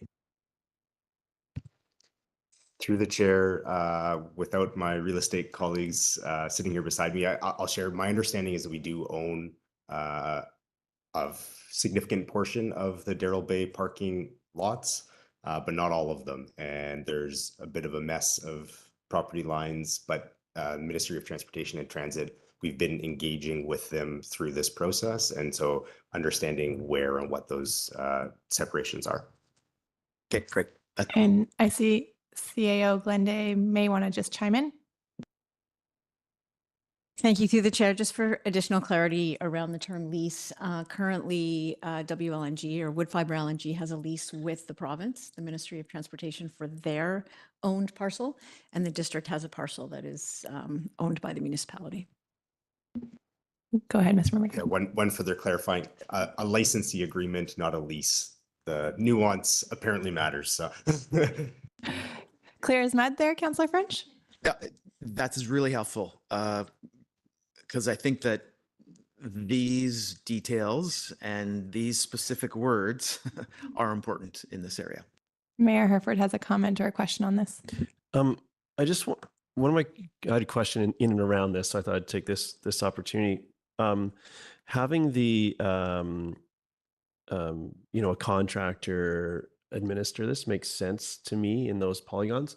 I would like to just flag that the space between the roadways and so on around this should be included in that if possible, so that if there's someone that decides to skirt the paid parking by parking on the road, bylaw doesn't need to go and do that. It can all be rolled into one piece if possible. I could just see some complexities there where we've taken this approach to minimize the impact to our bylaw enforcement, but we're creating sort of some motivating factors for people to park in challenging spots where they shouldn't be parking, and maybe against signage that's in this area on the roadways and whatever other weird little pieces are there. So I just want to make sure that we take into consideration those pieces. Has staff turned their mind to how that could work in amongst all of these issues? Through the chair, my understanding is that the third party enforcement would only be able to enforce the private parcels, so the parcels that are owned by the district where paid parking would be in place, and that it would still be our district bylaw enforcement officers that would be required to enforce a parking infraction in the road right of way. Some additional feedback that I've received from the bylaw team is that Darrell Bay historically has actually been an area that has generated a fairly significant number of calls during the summer months, because there hasn't really been clear direction on where people should park, and some infractions that impacted the functionality of the street accessing Darrell Bay itself. And so they're expecting that this would actually significantly reduce the burden of their patrols, because there would be additional enforcement and sort of activity that would hopefully drive people to park in the way as intended. That's a helpful tidbit of information. Thank you for that. I have a few questions of my own, and then I'll go back around to folks who have already had a chance to speak. On the pilot project, I guess I'm just curious and want to ground truth the applicability of what we might learn to the broader interest in applying paid parking downtown. It feels like there's a lot of special circumstances around Darrell Bay that might not actually be that contextual for the rest of the project. So can you speak to that a little bit? Yeah, thanks for the question through the chair. There's definitely differences with each of the different areas that were considered, and this Darrell Bay recommendation isn't an apples to apples comparison to what we would learn downtown. I think that some of the knowledge that staff would gain from this is understand how using a third party system works, what some of the potential benefits and trade-offs are with operating using a third party, some understanding of community interest and efficiency using a permit process or resident permit program that is being suggested as well. And then understanding less for the context of downtown, but a broader cross-section at other tourism locations, like applicability of where this might be worth considering in the future. What are the revenue potentials? What are the operational costs associated with running this? I think another point that isn't something we'll necessarily learn is can start to reframe the expectations of community members of seeing that, parking is something that will be paid for, and that there may be other considerations that would support residents in the future. That's helpful. Thank you for clarifying that. A few other questions. So in the downtown resident portion of the survey, it said that more than half have more vehicles than available off-street parking spaces. Kind of building off of one of Councillor Pettingill's questions, I believe we did a little bit of surveying. I don't remember if it was for the 2020 parking study or the 2023 one, but that actually reviewed some of the availability of parking spaces in new builds overnight, and that showed that there was actually quite a bit of available parking spaces overnight, because people tend to have to purchase those in addition to their home. So I'm just curious if we have any sense of whether those are free off-street parking spaces, i.e. like if you buy or you rent, you get one parking space, but if you want to, there's a second one available, but you have to pay for it. Do we have any nuance in the data as to whether that's like free off-street parking or pseudo free off-street parking? Through the chair, so I don't have the data from the previous study or I guess review of off-street parking overnight. We did ask a follow-up question for downtown residents about why they're parking on street and received a variety of responses. We were asking, is it because you need to pay for parking? Is it because your vehicles don't fit? Is it easier? And those were all under 20% of the responses. The vast majority, over 60%, were responding that their household didn't have enough. And so this could come back to like the demographic split of who is being asked these questions, whether or not there's the availability to purchase or rent an additional parking space. But those are the responses that we received in the survey. Okay, that's helpful. Thank you. And then just quickly, if you can bring me up to speed, I have a little gap in my memory here. But for the sea and sky component, what is the interaction between the strata roads and the strata responsibility versus district roads in that area? I just know that there's some stratas who are really good at enforcing and requiring folks to actually park in their parking stalls, and whether that's something that we would expect in this area as well. Through the chair, so I have some knowledge on this. Definitely don't have all of the answers. There might be some follow-up for our planning department. My understanding is that in the Sea and Sky development that there's no on-street strata parking. So all of the on-street parking is on district roads. I was just pulling up a map so I can actually name the roads correctly. So Channel Road and Coho Rock Way are district-owned roads that make the loop, and those are the roads that have parking on them currently. Thank you for that clarification. And then the third piece that I wanted to touch on was that there was substantial amount of feedback that folks who needed accessible parking, the accessible parking that we have is not meeting their standards on the vast majority of responses. And so that wasn't something that was reflected in the staff recommendations moving forward, but I am curious if there's any short-term approaches that we can take to improving accessible parking, especially downtown, whether it's increasing the number of stalls, we've had any thoughts about that given the responses in the survey. Through the chair, I think that there are opportunities for short-term or more near-term implementations of additional accessible parking spaces. So the recommendation from the accessibility plan is to have 10% of all parking spaces be accessible. And when I presented to the accessibility committee, there was further feedback that may not be sufficient for the number of people with accessibility needs throughout our community. I don't have the demographic question of what percentage of our responses were from people who have accessibility concerns, but it's a relatively small number of respondents that identified that I should find this, that they required accessible parking. That being said, the challenge with accessing it throughout the community is definitely a concern and something that in the interim, and we work as new developments come in to identify where accessible parking spaces can be. And additionally, when I was presenting to the accessibility committee, had some questions around what would a process look like for residents to submit a request or businesses to submit a request for additional accessible parking spaces. We currently don't have a policy or a process in place to fulfill those. And so they're kind of done on an ad hoc basis. We were planning on, through the downtown parking implementation, expanding the number of accessible parking spaces that would be provided through the signage changes that would be needed for this downtown parking program. With that being delayed, I think it would be prudent to look at some interim improvements that could work towards expanding accessible parking availability.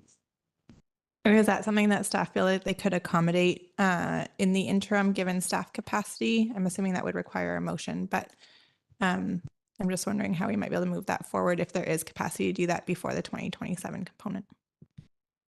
Through the chair, there's two different considerations. So there's the staff capacity and timing to add an accessible parking sign and pavement markings, which is relatively low, but the best practice of ensuring it's a universally accessible stall requires capital work associated with that to provide a letdown and a ramp. I'd say that staff capacity and budget availability for the associated capital works would likely need to be considered through the budget process. I think that if there's a motion from council for signage changes and based off discussions with the accessibility committee, there still is value in having identified accessible spaces that aren't universally accessible. It just means a different subset of users are able to access their vehicle. So I think a motion behind that could be supported with an existing staff capacity. Thank you. I'll go back around to some other folks that I have on the list. Back to Mayor Herford, then Pettingill. Thank you. Just earlier we had the Sea and Sky numbers up, and it was the self-reported parking stall available per unit. And I don't recall approving units across this table that had 0 parking units associated with them. So I just wanted to flag the challenges in that data, and that might mean that maybe the individual perceived the question as like, I don't have a spot available for my car with my roommates or something like this. But and I'm open to being corrected when I'm wrong always, and particularly on this one. But I just want to flag that didn't quite compute for me. But on to the looking forward here. The suggestion that the exempt Squamish residents from parking fees in the Darrell Bay project, pilot project. How is staff reconciling this with how much we commit to the transit service for South Parks and our sort of mode shift numbers and so on? Because I see these things at odds, and I'm having a hard time reconciling this recommendation. Could you provide some comment in this area? I know we're not talking to a different department. I know this is all wrapped up in your work. So if you could add some context, that'd be great.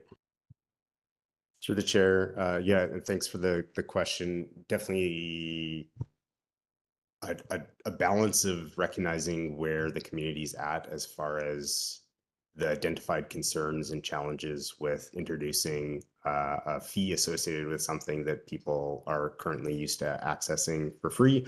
And then the consideration that Shannon Falls has a free parking lot. So there are other available parking, same with the Chief, which is in relative close proximity. So there are other free parking lots that are available. Part of the rationale behind this recommendation is, as I noted, an opportunity for staff to learn from the implementation of a resident exempt permit program. I'm unclear of what the actual appetite for it would be, recognizing that there are other options for pass holders at the Sea and Sky Gondola, as well as locals who are trying to access some of these busy tourism destinations are maybe not accessing them during those peak hours. But the challenge and the I guess competing priorities between recognizing the needs and the concerns that the community raised through the survey with our goals to support mode shift is definitely something that is an important conversation. Okay, thank you for that. On the budget piece of this, the scope of this is smaller than we thought. When I sort of think about the overall number originally allocated to this, to me, this is a project that aimed to enhance the parking or alleviate some of the parking challenges that we've had feedback on from the community. And I know that in our budgeting process, we allocate them to specific actions, but that's the category that this falls in for me. And I wonder about opportunity to redirect some of those funds to either, we heard about the accessible parking stalls. I could see some enhanced enforcement being needed as the Sea and Sky thing changes, or just to ensure that we're getting the outcome of our current policies. Have you thought about how those could be?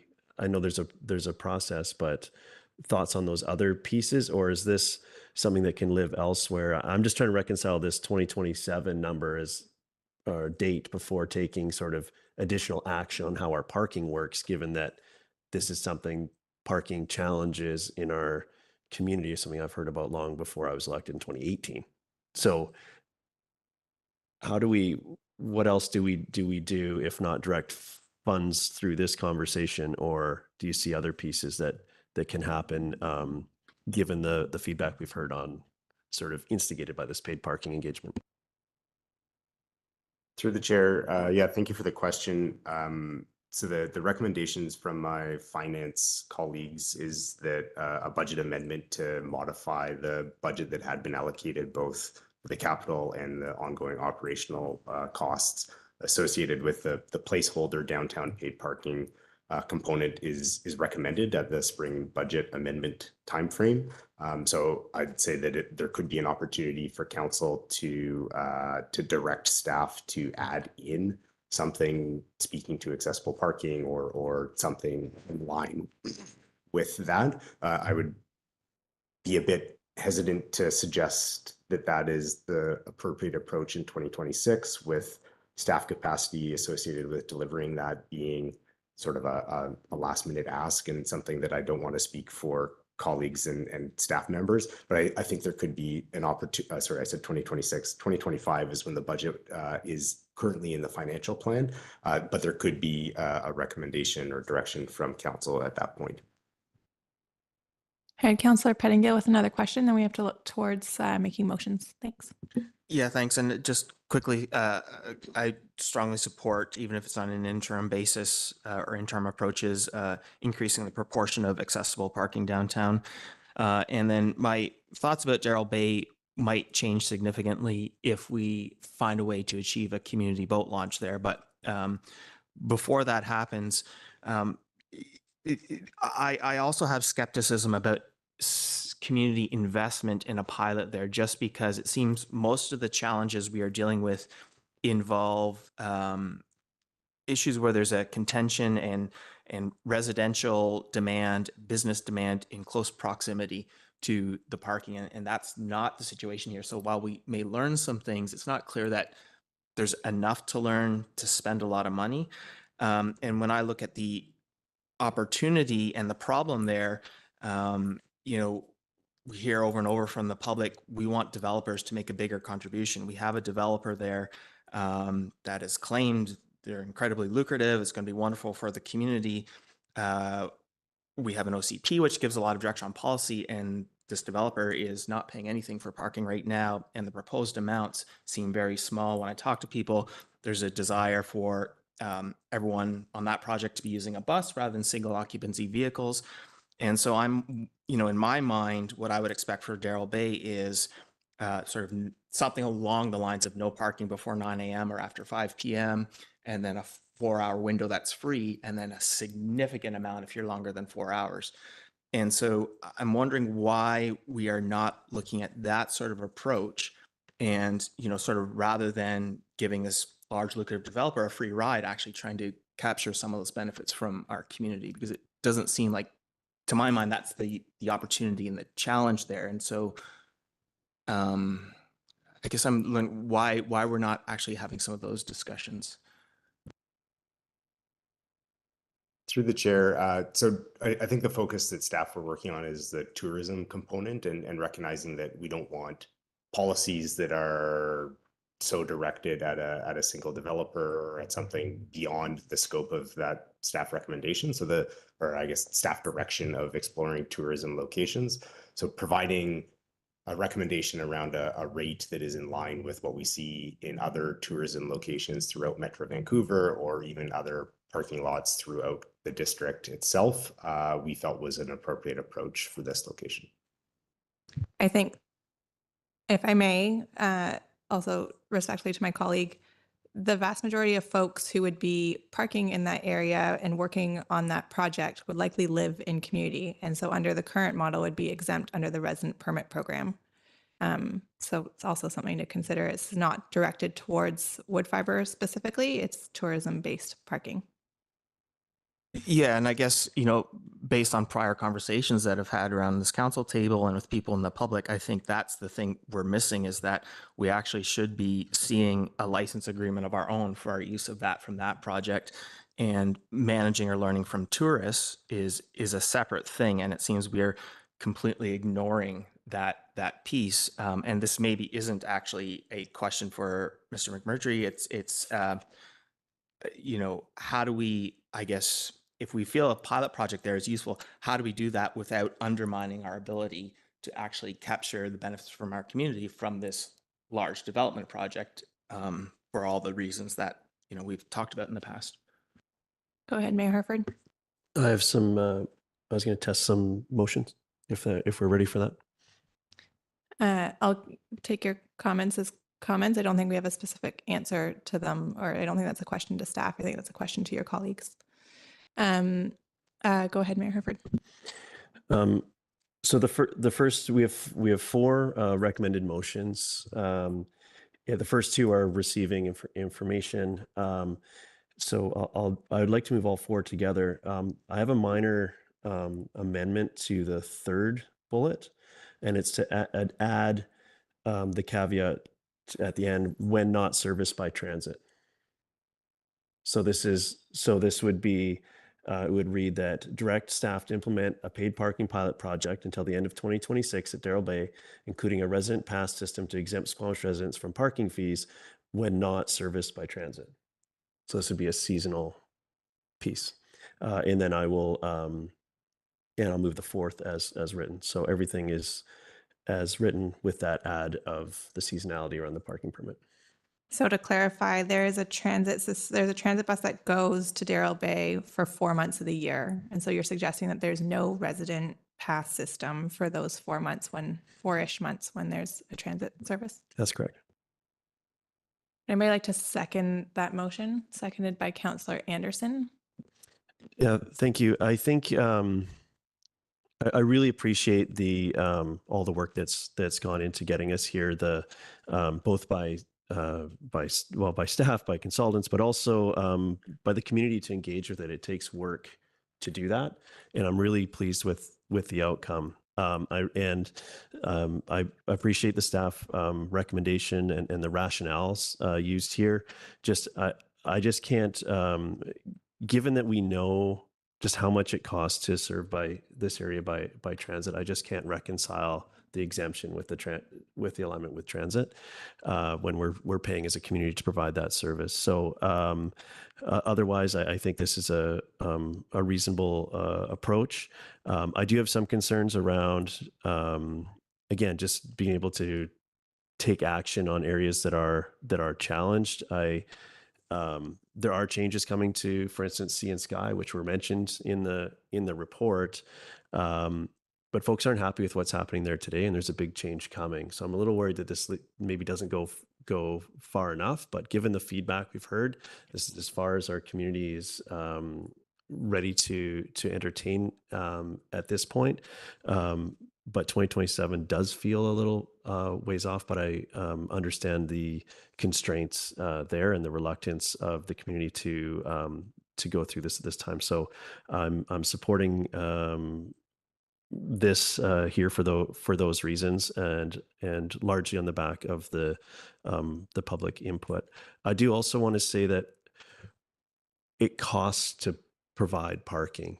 We are paying for parking through property taxes now. This could represent a shift to who pays for parking, and whether that should go entirely to the folks using the parking or we want to continue to subsidize it. But we're talking about 100% subsidized facilities that we're providing as a community. I'm reading from the feedback in the report that we're comfortable with that as a community. But as we start hearing discomfort around how it's operating, there's this discussion I think will be ongoing in our community for quite some time. And we know that there's paid parking in places where they still have many parking concerns and nuances with that, but they do have additional tools to address them. So I'm happy to support it at this point, but this will be an ongoing conversation for our community, no doubt. Go to Councillor Anderson as a seconder, and then Councillor Pettingill. Thank you. Our goal with phase one was to reduce the unknowns for phase two downtown, and we won't perhaps reduce the unknowns to the extent that we might have wished. However, I think we're going to learn a bunch at Darrell Bay, and I approve of the staff proposal. As we come to address phase two and the downtown, I think we have to consider our downtown social and economic geography and do this explicitly. And what I mean by that is in the OCP section 16.2D outlines our vision for downtown. And we should be citing that policy in reports forthcoming on downtown parking. It's obvious. This outlines our dilemma, our challenge, and our vision for downtown and how we work it out. It also should be part of the orientation for our consultants. We, as part of that downtown vision or reality as it is involved, we have no fewer than 38 clinics in the downtown core, 28 medical clinics, not counting doubled up in offices or a number of those, 2 pet clinics and 8 counseling clinics or businesses. Also, I noted in the Stantec Consultants report under guiding principles and then under ensure equity and fairness, there is no discussion or attention to the issue of equity and fairness between downtown small businesses and the malls up the valley, or also in the edge of downtown with free parking. That is also an issue of equity and fairness that we should not overlook in trying to sell whatever we come forward with in a program. Finally, there is in the survey a question, quote, how many vehicles does your household have? We've asked downtown residents this and Sea and Sky residents. We should also be asking, why do you own 2 or 3 vehicles? This is important to understand the reality of family economies and the reality of our Squamish community economy as well. We have ambitious goals for reducing car use, but we better understand how we're going to get there and what the reality is in the way of addressing those goals. Thank you. Councillor Pettingill, go ahead. Move to separate the clauses. All right, we can vote on them individually. Do you want to make any comments at this point? I will make a comment or even an amendment on the third one, possibly. All right, thank you. Councillor French. Thanks, Chair. For me, this is a fairly simple issue of taxpayer-funded parking versus user pay. And I support moving to more of a user pay system.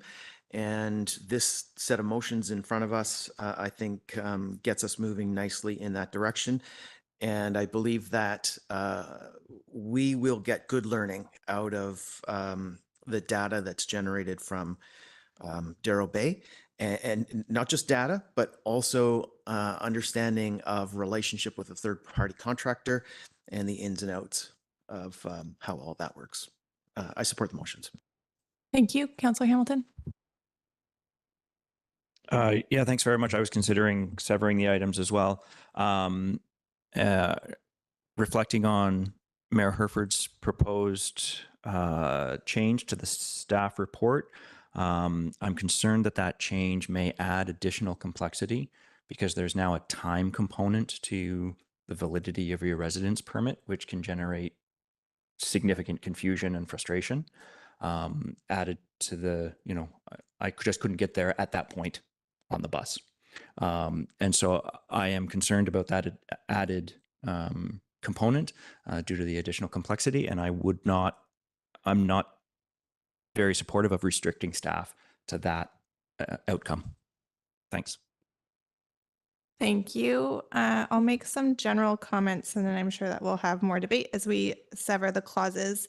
I do want to thank staff and in particular our community for the fulsome engagement on this topic. We know that paid parking, we're not the first community to go through it. It is always a hot button issue. There's lots of different perspectives, and we heard many of them through months of engagement. And for you folks for collating all the responses and making sense of what was provided from our community is helpful. There are some real challenging components to the feedback that we received, I think, both in terms of what our expectations are of a community from our community in terms of parking, where we're trying to get to as a community, what we're willing to subsidize or not. There were a lot of comments in there around building a parkade.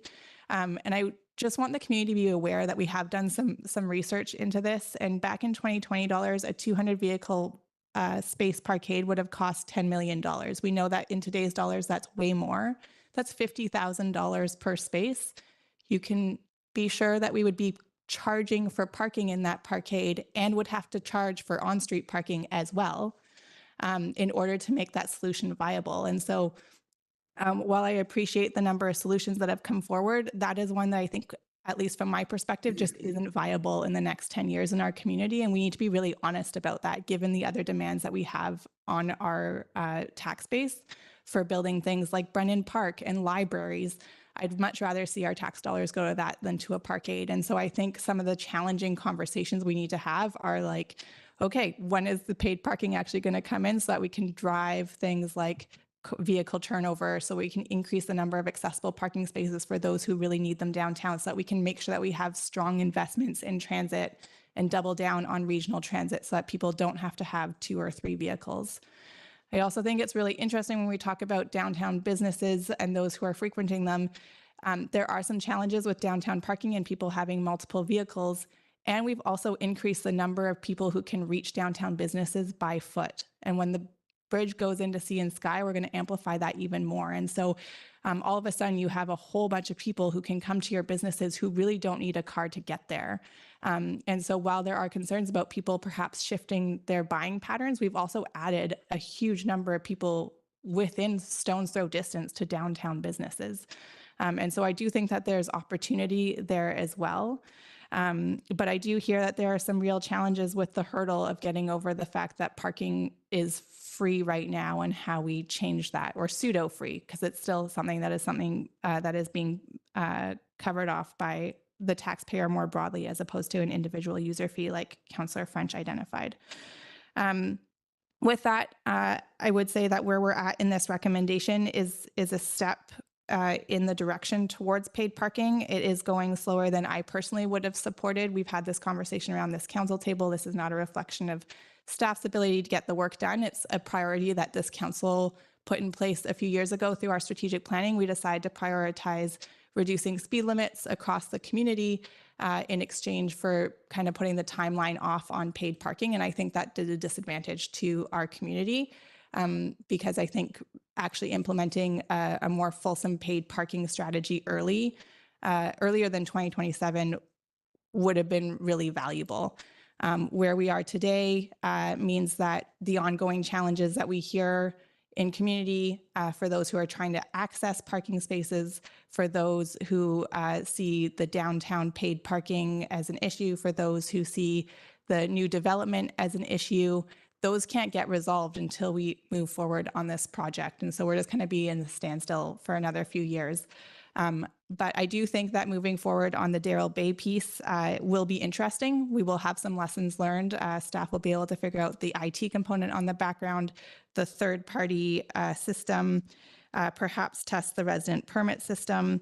And I also think it makes good use of that area where we know that there's spillover effects from highly visited tourism management spaces that we can start to capitalize on and hopefully reinvest any revenue that comes to it into our community, be it through, I think there'll be a discussion in council whether that revenue goes to tourism focused and or our transportation programs. But I think hopefully getting some revenue there will be beneficial to our community in the long run. And we can start to see how we might be really innovative with that revenue if we were to expand a downtown parking program. So everything from I hear the challenge with employee parking downtown, but can we start to think about how we might subsidize an employee bus pass program?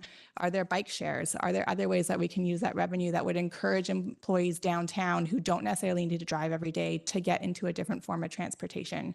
And those are the conversations that I would really like to start having over time. With that, are there any other comments? I see Councillor Greenlaw, and then I'll go to Ms. Morris about getting a motion to sever the clauses, correct? Thank you. Okay, so we'll go to Greenlaw and then we'll do a motion to sever the clauses. Yeah, thanks through the chair. Thanks for all your work on this, and thanks for collating all that information from the public. It's really just great to have it in that concise package. I think introducing paid parking to Darrell Bay makes sense to me as a pilot program. I think we clearly heard from the public that we aren't ready to move on paid parking downtown. My opinion is that revenues generated should go towards transit and active transportation initiatives, and that pricing should be set year round, as kind of Councillor Hamilton suggested. And I'd like to echo some of Councillor Hamilton. I'd like to echo some of Councillor Anderson's comments about why people have multiple cars and how we intend to address that in terms of a mode shift. Because right now, effectively, it's not optional for some people. They effectively have to have 2 cars in order to live in this town and afford a house. So we focused a lot on ways to deter people from driving, and paid parking is one piece of that, and that's great. But we also need functional alternatives that just realistically are not present right now. So though we're deferring further rollout of the paid parking, to my mind, this is an opportunity to hopefully get some of these other pieces in place, like the regional transit, like the footbridge downtown, so that people have viable other solutions that are functional for their lives before just really continuing to push against parking downtown. I shouldn't say push against parking downtown, but recuperating costs for parking downtown and placing that financial burden further on the public. I really like the comments that Councillor Stoner just made about cost sharing ideas for getting getting employees downtown. I know since I've started this role, I've driven to meetings maybe 3 times in 2.5 years. And it's just been a really nice transition to just walk to work. I always walked to work when I used to live in the city, and it's a really nice way to start your shift. It's a really nice way to end your shift. And it would be really nice to just continue that support of our active transportation networks, continue that support of our transit networks, and eventually start easing paid parking downtown when local businesses are ready and when community members are ready. And I also have some concerns about the seasonal implementation that Mayor Herford had suggested for Darrell Bay. I suspect it sounds like it would add confusion to me, but maybe I'm just simple. Thank you. Okay, I'm going to need a motion to sever. So that was moved by Councillor Pettingill, seconded by Councillor Hamilton. All in favor? All right, so we'll move the first one, receive the What We Heard engagement summary report from the recently completed parking management community engagement. Moved by Councillor French, seconded by Councillor Greenlaw. Any comments? All in favor? Thank you. The second motion is to receive the draft phase parking management implementation plan for information. Moved by Councillor Hamilton, seconded by Councillor Anderson. Any comments? All in favor? Any opposed? Motion carries unanimously. The third one go ahead, Councillor. I was going to test an amendment to the third bullet. Can I read it out as it was moved? Sure. I guess it hasn't been moved, has it? Because we just did a motion to sever. It has been moved? No, it has not yet been moved. Okay. So you go ahead, Councillor Pettingill. Let me go back to Ms. Morris. So we had a mover and a seconder on the 4 of them with language amended. So is that the one that currently stands? So you have a mover and a seconder on the original staff recommendation with an amendment. Yeah. And then you've moved to separate the motions. So now the motion that's on the floor would be the third one with the mayor's amendment. Okay. Thank you for clarifying. So as it is on the floor is direct staff to implement a paid parking pilot project until the end of 2026 at Darrell Bay, including a resident pass system to exempt Squamish residents from parking passes at times when what was the actual wording? Well, I think I said when not serviced by transit, but I have come up with cleaner wording can I propose my own amendment? Go ahead. Just for clarity. And Yep. so it would read that including a resident parking pass system to exempt Squamish residents from parking fees seasonally to align with seasonal transit service. Okay. Councillor Pangill, did you want to amend that motion? Go ahead. Yeah, I'd like to propose adding on to the end, that does not interfere with our ability to capture more adequate revenue from development projects operating from Darrell Bay. And I'll speak to that if seconded. That's seconded by Councillor Greenlaw. Go ahead. And so as I alluded to before, around this council table, I have heard a desire to capture as much from development in general and this project as possible. We constantly hear from our community that we need to see the benefits of development. I think I've heard people wanting to make sure we're doing things to facilitate busing and so on. We've had conversations about that. I don't see that happening to the degree it could. And so this resolution is not specific on how staff implement the pilot project. So I just don't want to lose that opportunity. I think there has been a fair bit of discussion. I think if we're going to abandon this, I would appreciate a bit more discussion about abandoning it. It seems a little bit sort of out of the blue that we're going to abandon that piece of what we have long since talked about there. I mean, if that's where everyone is, then I guess that's where it is. But for me, this is an important component of that space. Thank you. Can you just repeat the wording of your amendment? Yeah, it's just sort of adding on to the end. That does not interfere with our ability to capture more adequate revenue from development projects operating from Darrell Bay. Go ahead, Councillor Hamilton. Yeah, just seeking clarity. You're talking adding that to the end of Mayor Herford's addition. So I just want to seek clarity, Councillor Pettingill, because we're directing staff to implement paid parking pilot,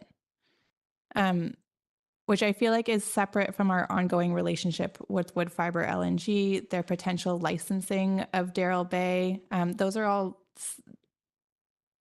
ongoing conversations.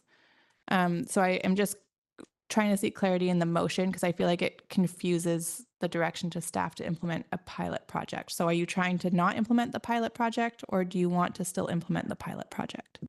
Like I said, having challenging the full value of the pilot project, but I'm happy to go along with it.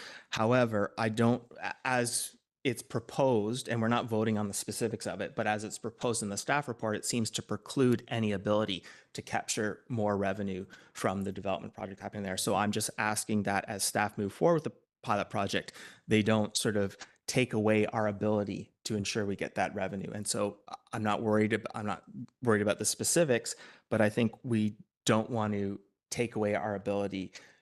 There's no reason for Woodfibre or other developers to come to the table if we've said you can have parking for $10 a day. I'm going to go to CAO Glenday. It is not my understanding that this would preclude us from continuing any negotiations with Woodfibre. Granted, any leasing negotiations are a closed matter. So just want to remind council of that. But also, yeah, go ahead, Ms. Glenday. Thank you, through the chair. I would agree with the chair that this amendment does create more confusion. The purpose of a motion is to provide clear direction to staff on what council wants to see implemented. Anything to do with a private organization around this land is in camera. And further would be, I would prefer it would be a separate motion if council has a direction for staff around development or a specific organization. I think it's going to be much more clear if it's separated. As it reads now, or as I'm hearing it, it's not providing staff with any specific direction outside of the pilot program. Thank you. I have Mayor Herford, and then I'll go back to you. Yeah, thank you. I think I won't be supporting the motion, although I understand the intent. I think a cleaner way to do that would be to eliminate any residence pass system or something. Would be to take a harder line on the parking there, and that would be a would entertain a debate on that.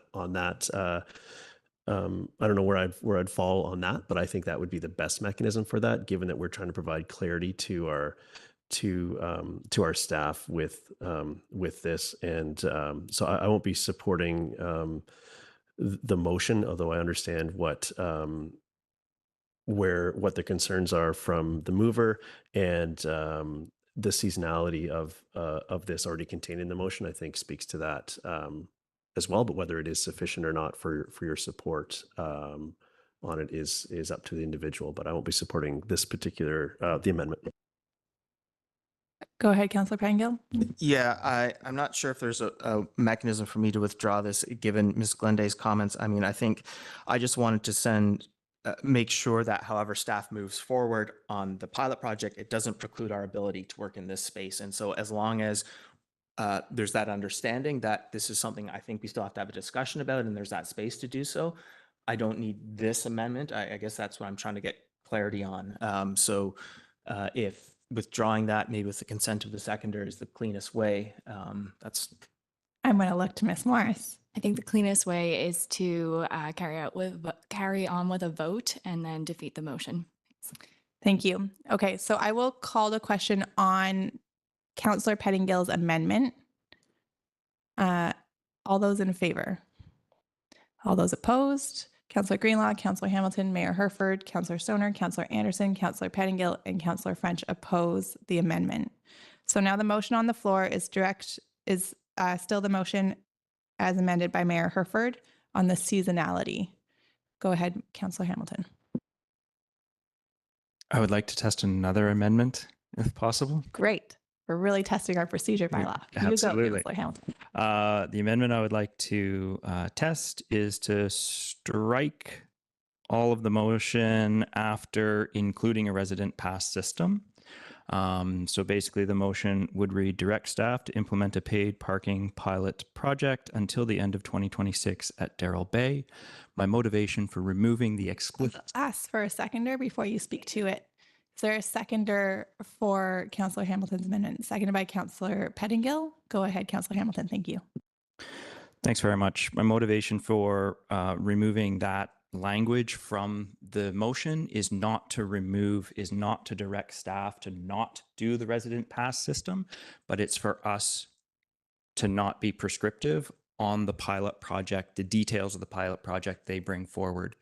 I think that this conversation has clearly demonstrated that the way in which the resident system is put in place is important and nuanced. I don't think it's a decision that that this table at this moment is best suited to define, and I think we would be best suited to leave staff and their expertise looking at the nuances to come back with a clear proposal, including justifications and reasons for putting in the resident pass system. Thanks. Thank you. I'm going to do something very unusual and there's a motion on the floor, but staff, can I just seek clarity based on something Councillor Hamilton just said? Are you intending to bring the pilot project back to council for consideration, or is this something that you're looking for direction today to just go forward and do? Through the chair, the latter, looking for direction to move forward today. Thanks. Councillor Hamilton, does that change your motion at all? Go ahead. It changes the framing. So I think that there is majority support around this table for the first part of this motion, which is directing staff to implement a paid parking pilot project until the end of 2026. Period. I think there is support for that. Whether or not there is support for the resident pass system, I think is a separate and independent discussion. And so we can have a motion to that effect and have a conversation specifically to that effect after this motion passes, presumably. Thank you for that clarity. Councillor Pettingill, go ahead. Do you have any comments?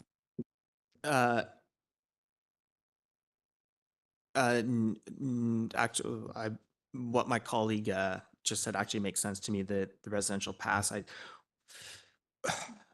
it's not clear to me. It seems that's the biggest value in this pilot, possibly, and so Yeah, sorry. Mayor Herford on this. Yeah, I think when we're trying to provide clear direction, I think this resolution doesn't address that bit by leaving it aside. So I think a motion that maybe precludes that specifically would be more appropriate given the contents of the report. I do think that it is one of the important learnings, and I tried to strike that balance with my original motion. So I won't be supporting. I don't think I support the concept of not taking that opportunity to learn overall. And if we were going to take that direction, I'd like the motion to maybe explicitly preclude that. Any other comments on the amendment, which is to strike all the language after including a resident pass system? I personally will be supporting the motion on the floor. I'm hesitant on what value we add from adding a resident pass system into the pilot project. And I did hear from staff that there's an unknown on what the cost of implementing would do so, depending on the agreement with the provider. And so I think that given that there are other alternatives relatively close by, both free or paid, included in your pass at the gondola, and or free across the street, that it's cleaner just to make this a paid parking lot generally. So I think that's, for me, I'm happy with the motion as presented. But with that, I will call the question on the amendment. All those in favor of the amendment to remove the language following including a resident pass system. All those in favor? Any opposed? Councillor Greenlaw and Mayor Herford opposed. Motion passes. So on the motion as amended, district staff to implement a paid parking pilot project until the end of 2026 at Darrell Bay. Any further comments on this? Councillor Pettingill. Yeah, I just want to clarify, because I've been back and forth on this. I will support this. It is my understanding or expectation that I will speak to the mayor about a discussion about development projects using that site and how we capture appropriate revenue from that. And I'm assuming that what we are doing here is not going to be done in such a way as to interfere with our options there. And that's why I'm supporting this. Thank you for clarifying that. Mayor Herford. Yeah, thank you. I'll support the motion. The earlier iterations of this I thought were more supportable, but I don't feel that that particular part of this is enough to stall this altogether. And I'd also recognize that in the off-peak times, there's generally parking available at the other facilities, whether it's the Shannon Falls, the gondola, or the Chief in that corresponding off season that I was contemplating earlier. So I'll be supporting the motion. Not seeing any other comments, I'll call the question. All those in favor? Any opposed? Motion carries unanimously. On the fourth item in our agenda, direct staff to return to council in early 2027 with an evaluation of paid parking pilot program and next steps. Anybody like to move that? Moved by Councillor French, seconded by Councillor Greenlaw. Any comments? Councillor Hamilton, then Councillor. I think this is I guess I have a question to staff at this point, if permitted, and it's a simple one. Very simple. Does the language in early 2027 preclude staff from bringing it forward earlier if it is available earlier? It being an evaluation. Through the chair, so we're collecting data throughout the pilot project timeframe, which ends in 2026. So I don't think we would have wholesome data until the end of that cycle. Got it. Thanks. Councillor Pettingill. Yeah, I will be supporting this. I think, and as evidenced by some of the questions, mine, I think my understanding is paid parking is always a difficult and sky is falling conversation in communities, and then things typically, my understanding is, don't turn out as bad as everyone was expecting. And there are some, I guess, disconnects in between the data and people's perception and understanding. So I just hope that as we move forward, we're finding ways to continue having that conversation and drilling into where there seems to be inconsistencies and so on.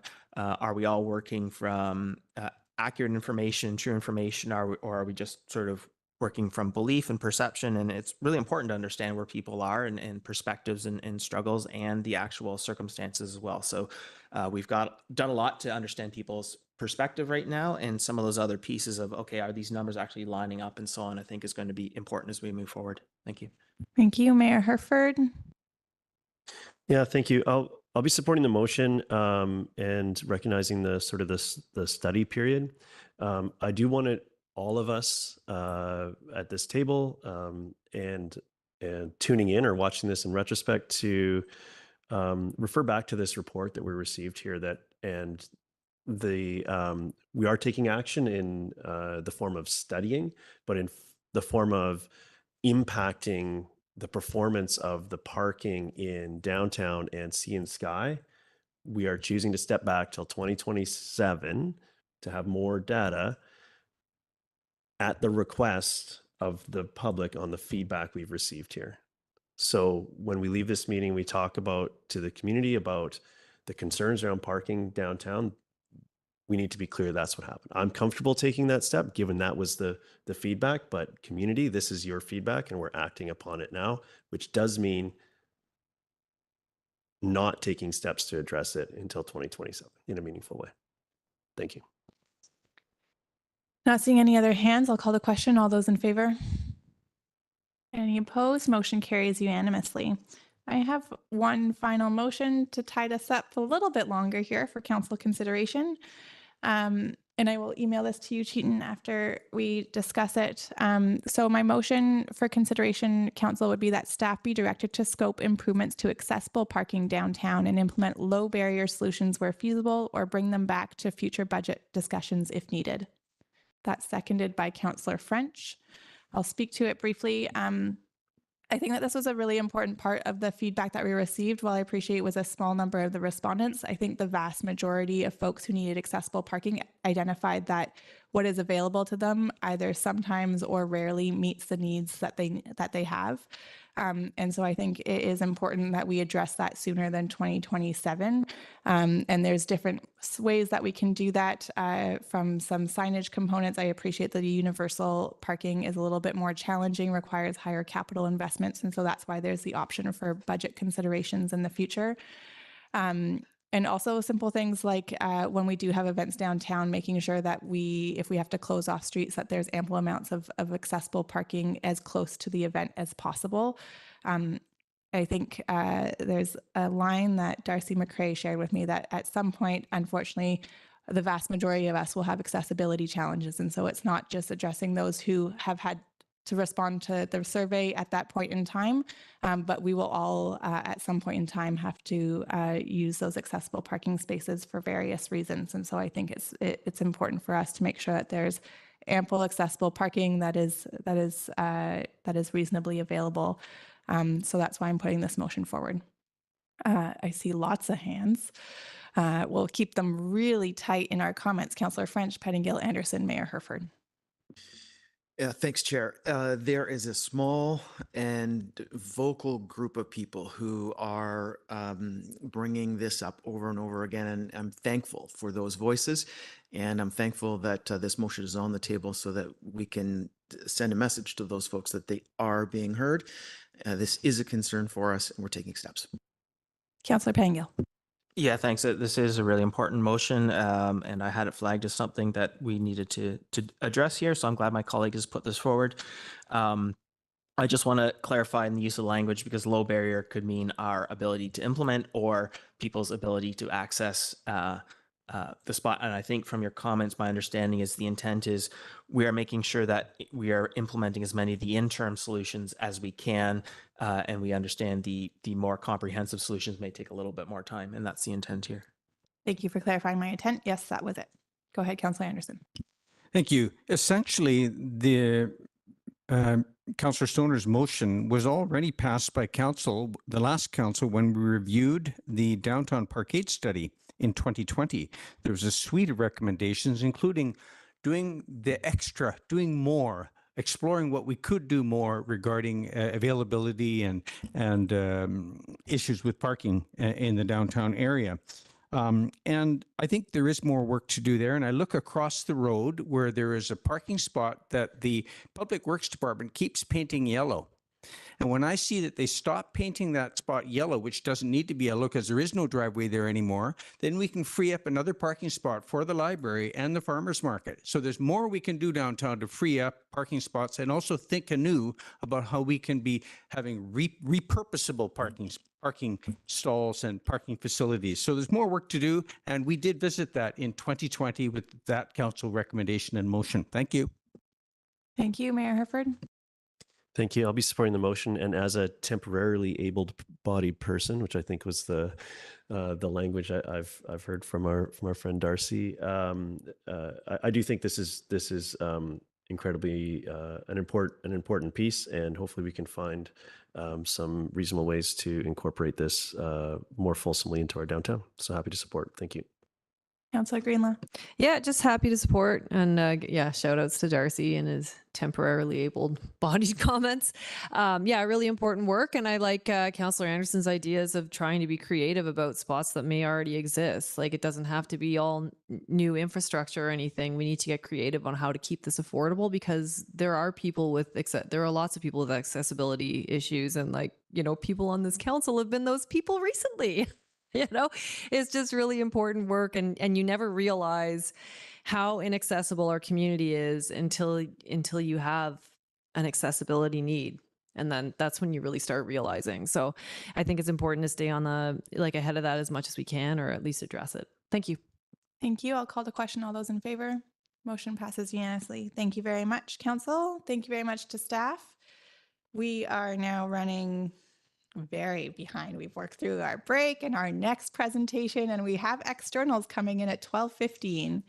So I am wondering if it's all right with staff if we actually vary the agenda, and we're going to go to item 4, and we'll ask our engineering staff to come back in a half hour's time. Thank you very much for your patience. And we'll take a 5-minute recess just to refresh waters and stretch a little bit, and then we'll go to item 4, which is the Catsom Howe Sound Biosphere Reserve Region Conservation Area recognition.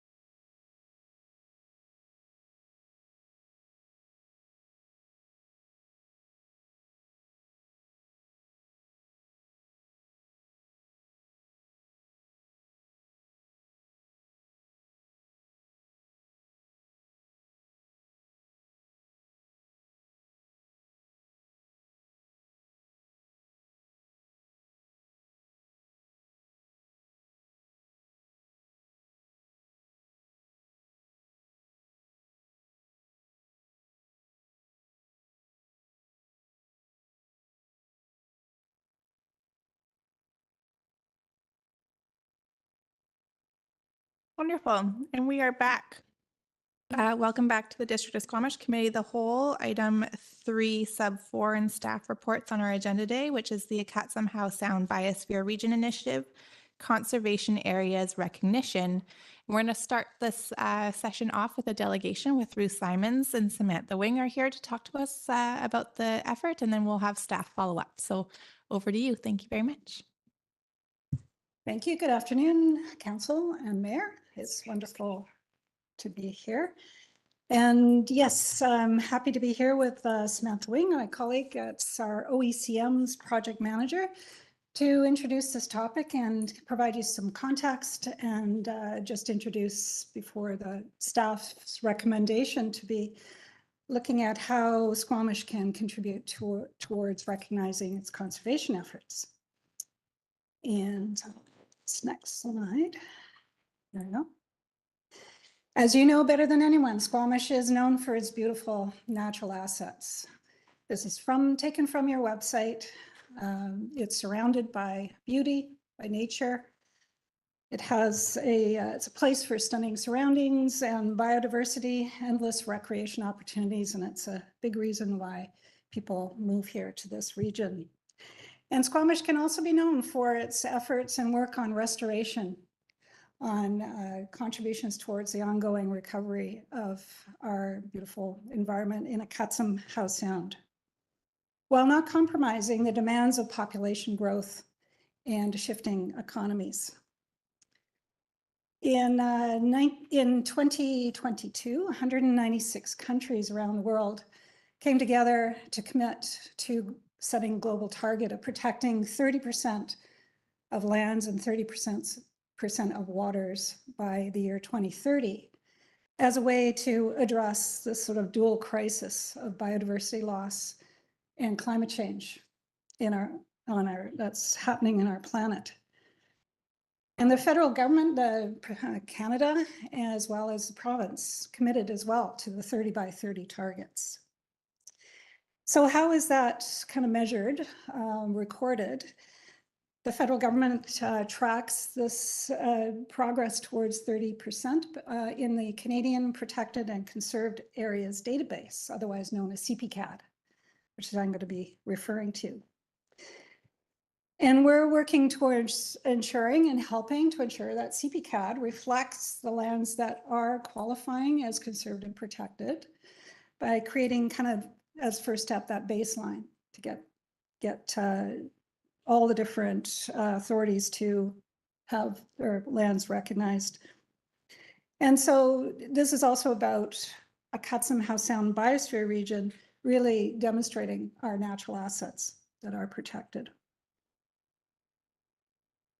So the standards for what qualifies are according to the International Union of Conservation of Nature that has set criteria for both lands that are, we know, as protected, which are more like parks, national parks. And then there's another qualification, which is OECM's, other effective area-based conservation measures, which still achieves the objective of biodiversity conservation, but the main use of the land might be for other reasons. So again, there's this decision support tool that lands, you go through the decision support tool before they are qualified as being entered into CPCAD. So that's the process, and then who actually qualifies and how that's done. The various authorities can submit to CPCAD. So we have our provincial and federal authorities, private landowners, nature conservation trusts. We're focusing on municipalities and regional districts to help them have their lands recognized. And what's not on this slide, but also absolutely needs to be mentioned, is Indigenous conserved and protected areas also contribute towards 30 by 30. On the right is the map of our biosphere region, and it does show that we're already at 33% of the lands within our boundary are registered and recorded in CPCAD, and only 3% in the marine. And we're hoping we will see these numbers increase as there have been a number of lands registered. The timeline is by November, you put the lands in that have gone through the disposition support tool, and then that shows up in the updates in March. So soon we'll be seeing that reflected, that number reflecting the 35 parks that Bowen Island Municipality has submitted. Conservation areas in Lions Bay, while not in our boundary, but worth mentioning, Whistler submitted 9 protected areas, and Vancouver Metro has some parks on Bowen Island, which will also be reflected. And there's more to come. We've got some good news stories. In the marine, we don't really expect the number to go much higher. We have Fisheries and Oceans Canada is working on, has been working for some time on getting more marine refuges and rockfish conserve areas finalized legally. And so that number could go to maybe double. So what are our plans in the biosphere region? Our aspirational management plan, the legitimate unity plan, has 2 specific areas that focus on conservation of lands. And that is 1, to support the 30 by 30 targets. And there's all kinds of actions that we can take towards that. And the second one is to look at what many scientists and Indigenous people believe is that we have to go beyond 30%. And that explore this concept of nature needs half throughout Howe Sound. There are localized solutions to this, and just as an example, I just wanted to reference what Bowen Island Municipality is doing, which is to take the concept of nature needs half and ensure that is reflected in their bylaw and development permit applications and their OCP by having developers commit to, if they are increasing density, that they will commit to the ensure that half of the lands are protected or conserved. And then Town of Gibsons is another really good example in our region, as they are kind of leaders in the municipal natural asset framework. They're also working on their official community plan on changes to their development permit areas to better protect nature. So that's really urging communities to reflect its commitment towards nature more so in its, where you have the opportunity through your OCPs and so on. So where's Squamish at? I was going to say, where do you think you're at? Where do you think? It's interesting that within the boundary of the District of Squamish, which is the black line on the map, 19% of the lands within the district boundary are currently registered in CPCAD. And you can see from the chart there what the different types of protections are. So habitat management areas, parks, wilderness features, and so on. And so what you're going to hear more from staff is that looking at P4 lands or the areas that are already committed for conservation would increase that maybe by 1%. And it's possible to even go beyond that. So that's really what this it's about. It's trying to balance. We're not, it's always about this balancing act, nature and people. But the first step is to, hey, look at what is already contributing towards this, this beautiful place. And that's a way for us to also help to amplify District of Squamish's work as one of the central areas within our biosphere. And biosphere regions are model regions for sustainable development and biodiversity conservation. So we're looking for good news stories. Happy to answer questions at the end. Thank you. Amazing. Thank you very much for the introduction. We are going to go to staff, I think, next to follow up on what that looks like from a staff perspective in terms of implementation. Then we'll have a fulsome understanding of what this looks like, and then we'll open it to questions from council.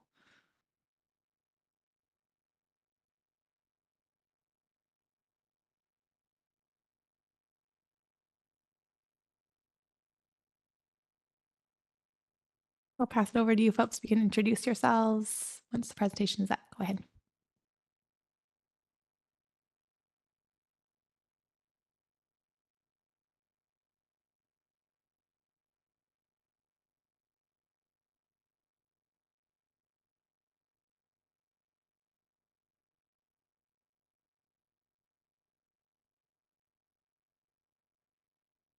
My name is Erin Urton. Oh, is that up? Oh, sorry. My name is Erin Urton, Environmental Specialist with the District of Squamish. Here with me is Jordan Foster, Environmental Services Manager, and Senior Planner Sarah McJanet. So I'll start by thanking our delegates for appearing today and for providing the important and fulsome background that lends context and support for our recommendations that are before the committee today. Before I move forward with our presentation on conservation areas recognition within the District of Squamish, I'll note that I will refer to the Etkatsum Howe Sound Biosphere Region Initiative Society using the acronym HBRIS. So our objective today is to ultimately seek Council's support for participation in Canada's 30 by 30 project, thereby internationally recognizing district-owned P4 zone conservation areas, and to seek approval for further assessment of other district-owned properties to bring forward for recognition in collaboration with HBRIS. I'll reiterate here that the mechanism for recognition is entry into the Canadian Protected and Conserved Areas database that I'll hereafter refer to as CPCAD. So just to summarize in simpler language, what we're proposing would be a two-stage collaborative approach. First, we intend to work with HBRIS to submit district-owned P4 lands to the CPCAD. And second, we intend to continue to work with HBRIS on identifying additional candidate lands for future submission. And this submission would be pending Council's update and review. So what do our existing conservation lands look like? The current slide shows all P4 ecological reserve lands within the district noted in green. Those that are district owned are over highlighted in yellow. So the total of P4 lands equals approximately 1,780.3 hectares, with 86.4 hectares being district owned. As described in the zoning bylaw, the intent of this zone is to protect and enhance land and water areas with high ecological value and to provide for limited public access and use. As our report mentions, P4 lands are prime candidates for CPCAD submission, and several are already recognized within the database. A notable area already registered is the Squamish Estuary Management Area, shown hatched in the southwest corner of the map, that large region at the bottom. So just echoing HBRIS, if all P4 lands are submitted and accepted, the district would or could be well on their way towards reaching the 30% conserved lands by 2030. Moving on, I'll take a moment to highlight that this collaborative initiative not only aligns with the HBRIS Unity Plan, it also aligns with several other local plans, policies, and strategies, including the District of Squamish Official Community Plan, or OCP, namely Part 10, the Natural Areas Network. This part of the plan states the objective to preserve, protect, restore, and enhance the natural environment, its ecological functions, and local biodiversity. Policies supporting this objective and detailed in the OCP center around establishing and preserving natural networks, protecting environmentally significant areas, working with multi-stakeholder groups in the protection, management, and stewardship of these significant areas, and working with community partners to assess and monitor ecosystem health over time. This initiative also directly aligns with several council governing principles that create the foundation of the current district's strategic plan, namely climate change action, advocacy, and environmental stewardship. Further, it reflects the following strategic objectives within the plan. The first reflecting resilient people and relationships, and the second connected and livable community.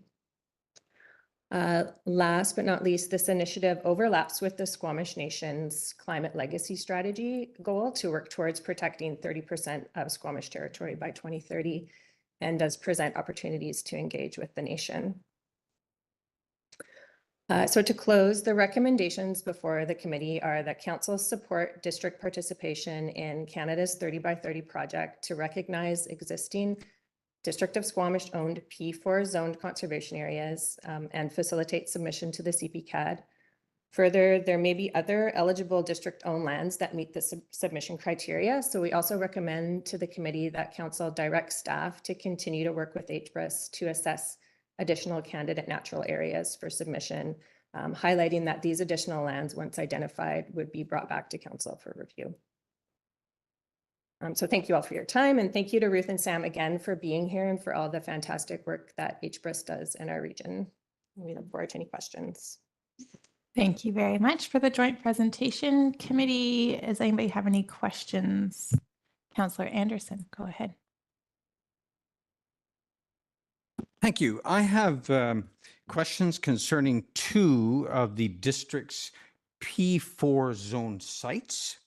They are namely the Lower Squamish and the Upper Mamquam Channel. And my questions are really for both the district with respect to the zoning provisions in this P4 zone and for the Biosphere region project in certain respects, which I'll describe. I'll start with the Lower Squamish. That includes an area which has been identified for a number of decades as of interest for addressing the issue of gravel and sediment coming down the Squamish and interfering with the navigation channel. So the Squamish Nation community, as well as the stakeholders in the navigation channel, have identified the opportunity for gravel harvesting within that area designated as P4. This introduces the issue of what is allowable, both for the district zone, but also for the Biosphere region interpretations. That is the one issue. I might describe the other P4 issue, but perhaps I might just pause in case there may be comments on that particular site and the circumstances of the need to perhaps introduce some engineering works within that site. What does this mean for our definitions and the provisions of the zoning? Pass it over to Ms. McJanet. Thank you so much. Through the chair, to the P4, existing P4 zoning that's applied to the Lower Squamish estuary area, that was zoned to P4 in 2022 under the marine zoning, the comprehensive marine zoning overview. Through the engagement that we had through that project directly with Squamish Nation and in close consideration of the ecological attributes of that area, the P4 zoning was supported. We did acknowledge, and I believe questions were raised at that time as well when we were reviewing that zoning with council, that zoning does not necessarily preclude works. We acknowledged and were aware at the time that there have been past studies and considerations around extraction. In addition, that whole area is also under review with the sediment and the Mamquam Channel long-range marine, the maintenance strategy. So the restoration, sediment, and also future consideration around preventing erosion upstream, all of those things would be looked at in further review, but the zoning itself does not preclude restoration and gravel works. And so that could be reviewed later. I just want to point out that those P4 lands are not within what's proposed right now as being submitted to CPCAD. Those are existing P4 lands in the map. So the yellow areas on Appendix 3 are the district-owned P4 lands that would be submitted to CPCAD. Thank you for that clarification. Councillor Anderson, did you have another follow-up question? Yes, thank you for that, and also for the observation regarding the ownership. My second question has perhaps partly been answered, but I feel it should be voiced anyway for the orientation of the House on Biosphere region in case new issues may pop up. The area defined as P4 in the Upper Blind Channel is part of what was a river, the East Branch of the Squamish. And it is that particular parcel consists of dredge spoil, which is laden with organics, and it has been identified as a restoration project, the whole waterway, since the late 60s. And that also not only by the district, but by the Department of Fisheries and Oceans, and in consultant reports for local developers. Cascade Environment has some recommendations regarding that. So it's the same question really, because as I read the Ecological Reserve P4 zoning here, we have the following principal uses and no others are permitted: habitat protection, management, and enhancement. So I may ask the same question just for assurance, Ms. McJanet, that restoration, although that word isn't there, can we assume that restoration can be addressed here? And also for the purposes of the House on Biosphere region, for your interpretations and needs in making declarations and so forth, that we're all on board that this is a restoration project. Thank you.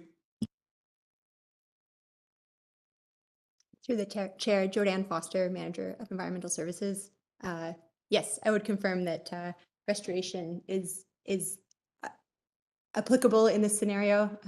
Definitely something that can be occurring on P4 lands, and also would meet the submission into CPCAD.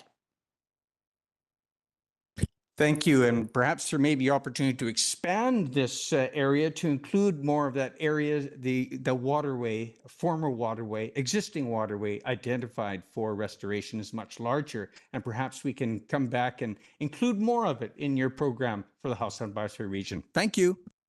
Thank you for your context, Councillor Anderson. I have Councillor Pettingill, then Mayor Herford. Yeah, thanks. I appreciate the presentation. And what I think I heard is that, you know, we should be paying attention for, among other things, opportunities as new development comes. Is there an opportunity to capture a portion of, I think I heard a lot or whatever, to contribute to our 30 by 30 numbers. But we also, we've expressed our support for the wildlife connectivity project, which I think implies that an acre here, an acre there, it's not necessarily the same thing. You really want contiguous areas. And so do we expect our work and maybe CAC or ACC policy updates to maybe prioritize acquiring, you know, asking developers to pay for or acquire sort of compensatory lands elsewhere that's contiguous, as opposed to like just set aside 50% of your lot kind of thing? Like, have we thought about that, or what is our thinking about that?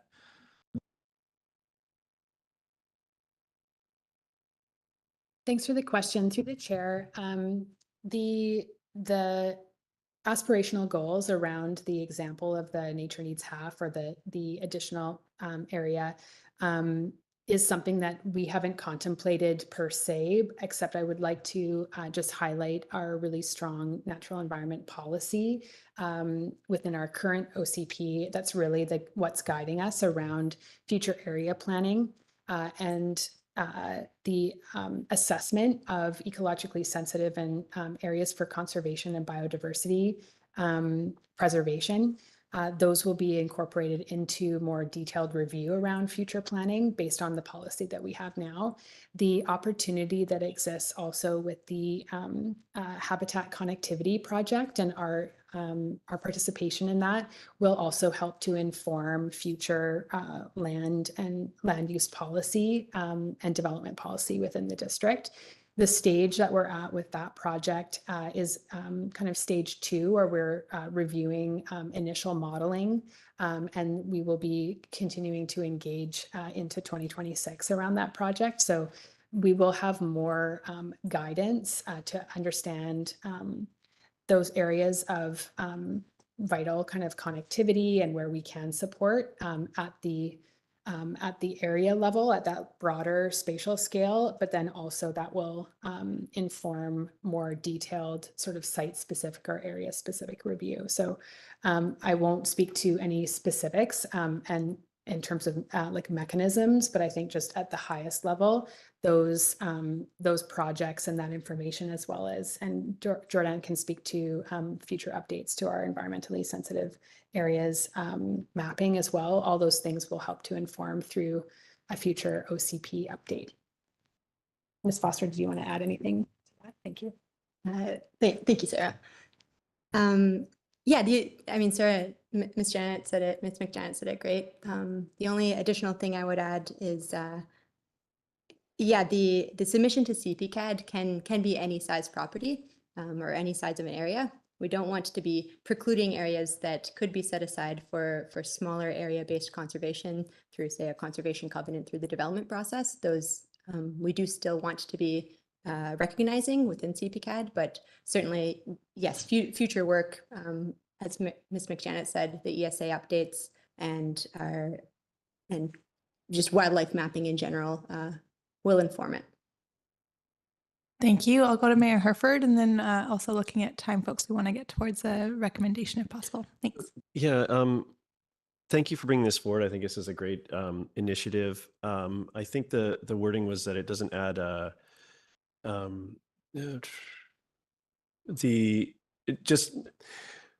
actually, I'm going to focus on the future piece. In the review of future lands that could be submitted to this, should we be expecting like those were district owned? So would we expect some updates to lands being added to P4 to reflect that? Like this is a way that an external sort of recognizes these lands. How are we thinking that as part of this, we may need to recognize some of those lands internally to our regulations in a formal way, whether it's a rezoning or some other designation, depending on what's appropriate there? Through the chair, at this time, we don't have any plans to be changing any of the zoning with the results of this. Right now, it's just a recognition of possible lands that meet the OECM criteria or protected areas criteria. Okay, and that would be through the protections that exist on them already. Okay, thank you. And then just to follow up on that, the like second piece of this work in terms of identifying potential additional submissions, are those the P4 lands that are identified here in green? So privately owned P4 lands, or is it other district owned lands that we're looking at? Through the chair, or both would be the answer. Certainly we would be, exploring potential additional P4 lands. Certainly we need to be, discussing with property owners and looking at property ownership is a large part of that. There's a lot of other, potential properties that are district owned that don't at the moment have a P4 zoning, but could meet the criteria based on, just their current uses or their existing uses that that foster compensation or foster, environmental continuity or just meet the criteria. Awesome. Thank you. Councillor Pettingill, a short question. Yeah, and just for my clarity, do things have to be, from our perspective, and moving forward and hitting our targets, do they have to be zoned as P4, or in some cases could covenants or other legal mechanisms locally still qualify them for inclusion in the 30 by 30? Through the chair, yes, environmental covenants are a great example of something that could meet all of the criteria. With that, we have a motion recommendation in front of us, Council. Would anybody like to make that or something different? Go ahead, Mayor Herford. I'll move the staff recommendation in both parts. Seconded by Councillor Greenlaw. Anybody like to speak to it? Go ahead. Just in brief, I really support this initiative, and I think we likely need to push further. But a good starting point is understanding the good work done to date in our current inventory before we can to aid us in our quest for more. So thank you so much for the work, and to the Biosphere region for all the work in general, including this. Thank you. Councillor Greenlaw, then Councillor Anderson, then Councillor Pettingill. Thanks, through the chair. Thank you, everyone, for bringing this information to us. Happy to support this motion on the floor. When I think about biodiversity collapse and ecological collapse, I just think it's really important to prioritize some of these pieces in whatever way we can at every level that we can. I am very intrigued about this idea of asking developers to put more land aside for conservation, and I'm curious about what Councillor Pettingill brought up about the wildlife connectivity piece, and wondering if, like, maybe in lieu of donating some of their land and site, some more, valuable land for ecological diversity would be considered. So I'd be curious to hear more about, some staff's opinion on that in a future meeting. But yeah, really just happy to support anything that is supporting ecological health and biodiversity. Thank you. Thank you, Councillor Anderson and Councillor Pettingill. Thank you. I'll just make a note regarding the staff report's discussion of engagement. It goes without saying, I'll just cite it here, district staff will engage with the Squamish Nation on the project. Goes without saying, the Squamish Nation is not only the Squamish Nation government, located in North Vancouver. They're wonderful people, very knowledgeable and skilled. we also have local community knowledge that shouldn't be overlooked. Among our Totem Hall Elders group is Randall Lewis, with decades of experience with these sites and waterways, and Bob Baker Sr., who remembers how they used to be and what he used to fish in them. So that's just to emphasize that the Squamish Nation is not only the government, but the community as well. Thank you. Thank you, Councillor Pettingill. Yeah, glad to see this moving forward. It's really critical for our quality of life, but also basic survival. So it's really important work, and it always when we're talking about conserving unceded land can be very challenging. So I'm very happy to hear that this is aligning with Squamish Nation's aspirations in terms of ensuring that we have a livable world. And so, yeah, very pleased that all this is coming together. Thank you. Thank you, Councillor Hamilton. Yeah, thanks very much. Happy to support the motion on the floor, while recognizing that there's also real tension between a conversation we had earlier this morning on densifying within our community, and some of these pockets of ecological reserve are. I'm looking at the piece beside Dentville. It clearly had some plans at some point in time. It has been split up into lots, and I want to make sure that we reflect upon these two things that are coming in tension with each other. Both of them are extraordinarily important, and they are coming in tension with each other. So I support the motion on the floor with the recognition that this is a tension point for our community. Thanks. Yeah, thank you. I will also be supporting the motion on the floor, and thanks to staff and the Catsom Howe Sound Biosphere Region Initiative folks for bringing this forward, and why I think it's so important to look at this at a regional scale.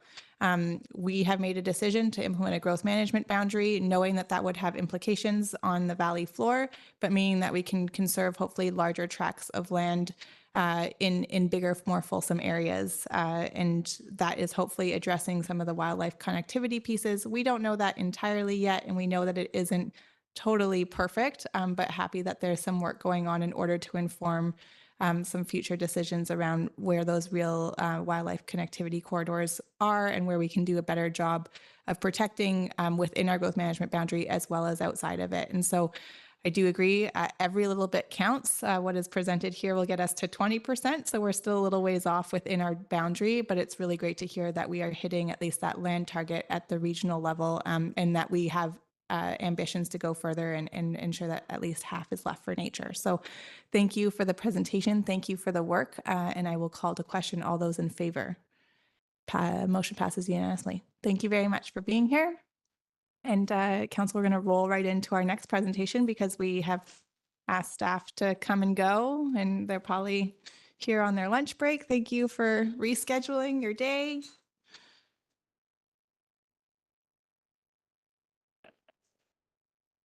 You bet. And just a reminder, Council, that we are also eating into our lunch break. So the quicker we get through this, the longer lunch break you have, because our next meeting starts at 2.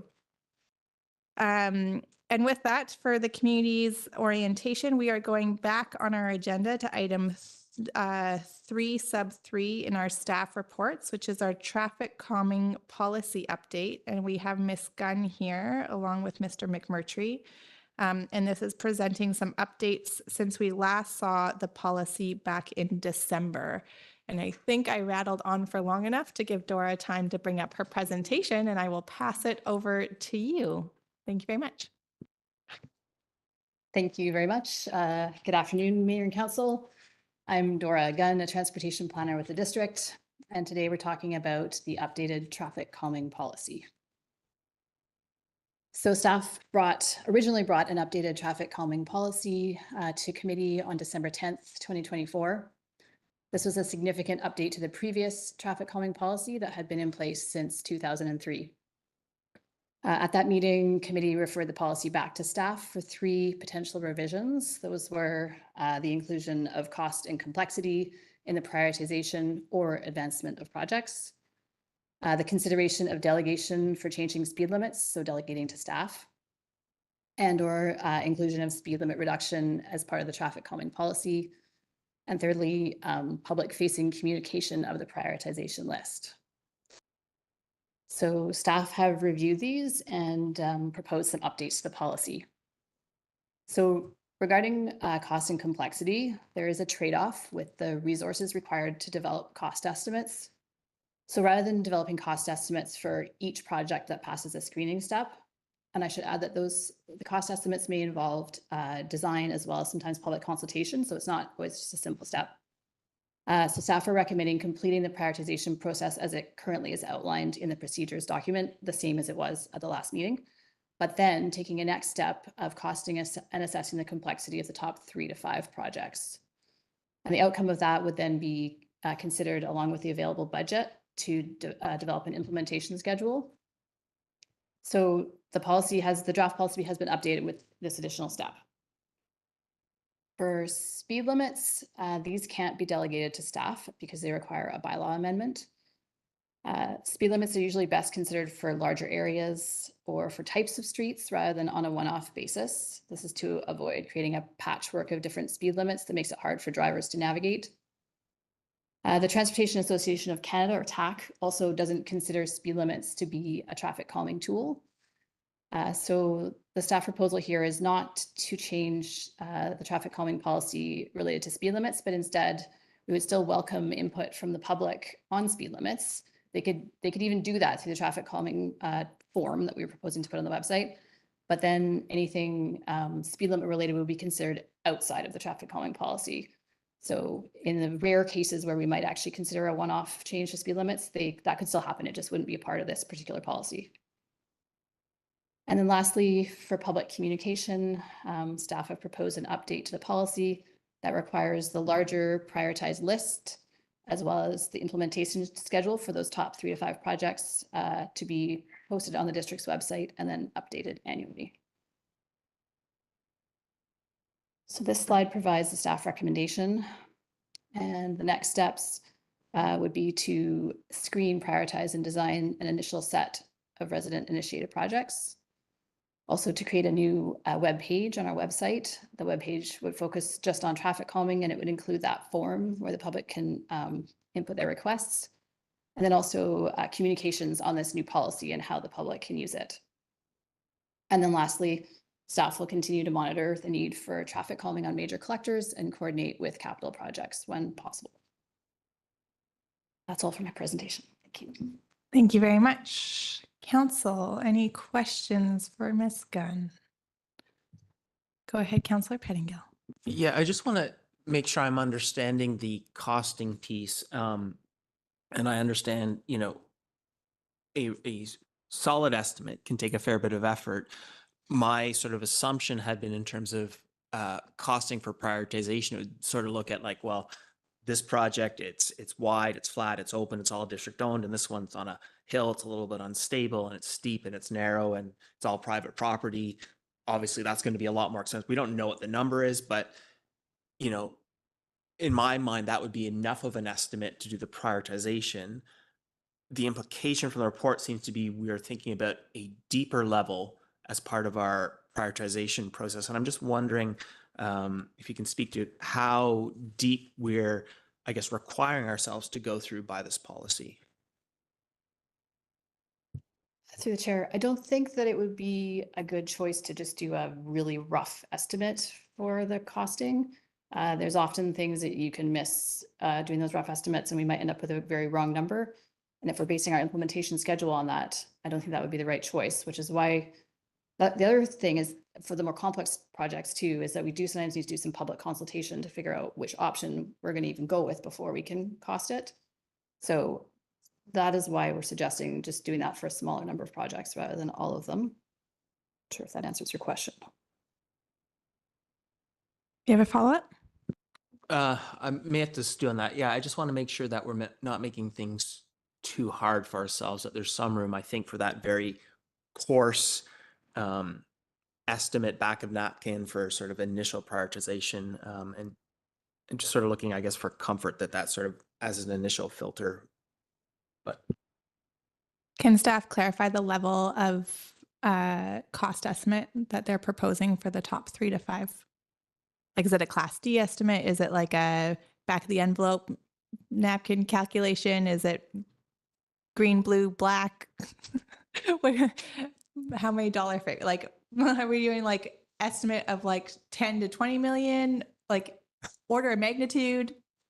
Yeah, I think order of magnitude with traffic, through the chair, traffic calming measures in consideration are $5,000-$10,000 to a couple $100,000 for these larger, more complex instances. So I think that there could be a gut check of which ballpark are we thinking we are in. But I think that the rationale behind the prioritization is to prioritize based off the need and then understand what the budget constraints are that would allow us to deliver at that process. So that the prioritization is really looking at the need of the location in advance of understanding or getting to the point of knowing exactly what the cost would be. Council, any other questions? Councillor Anderson, go ahead. Thank you. Last time we discussed this topic, I think it was December 10th, I raised, or my colleagues as well, unique social or technical circumstances that may arise in given situations where the public is interested in traffic calming. And we were assured that this could be taken into account in the new draft policy. There shouldn't be a problem to address these in the criteria.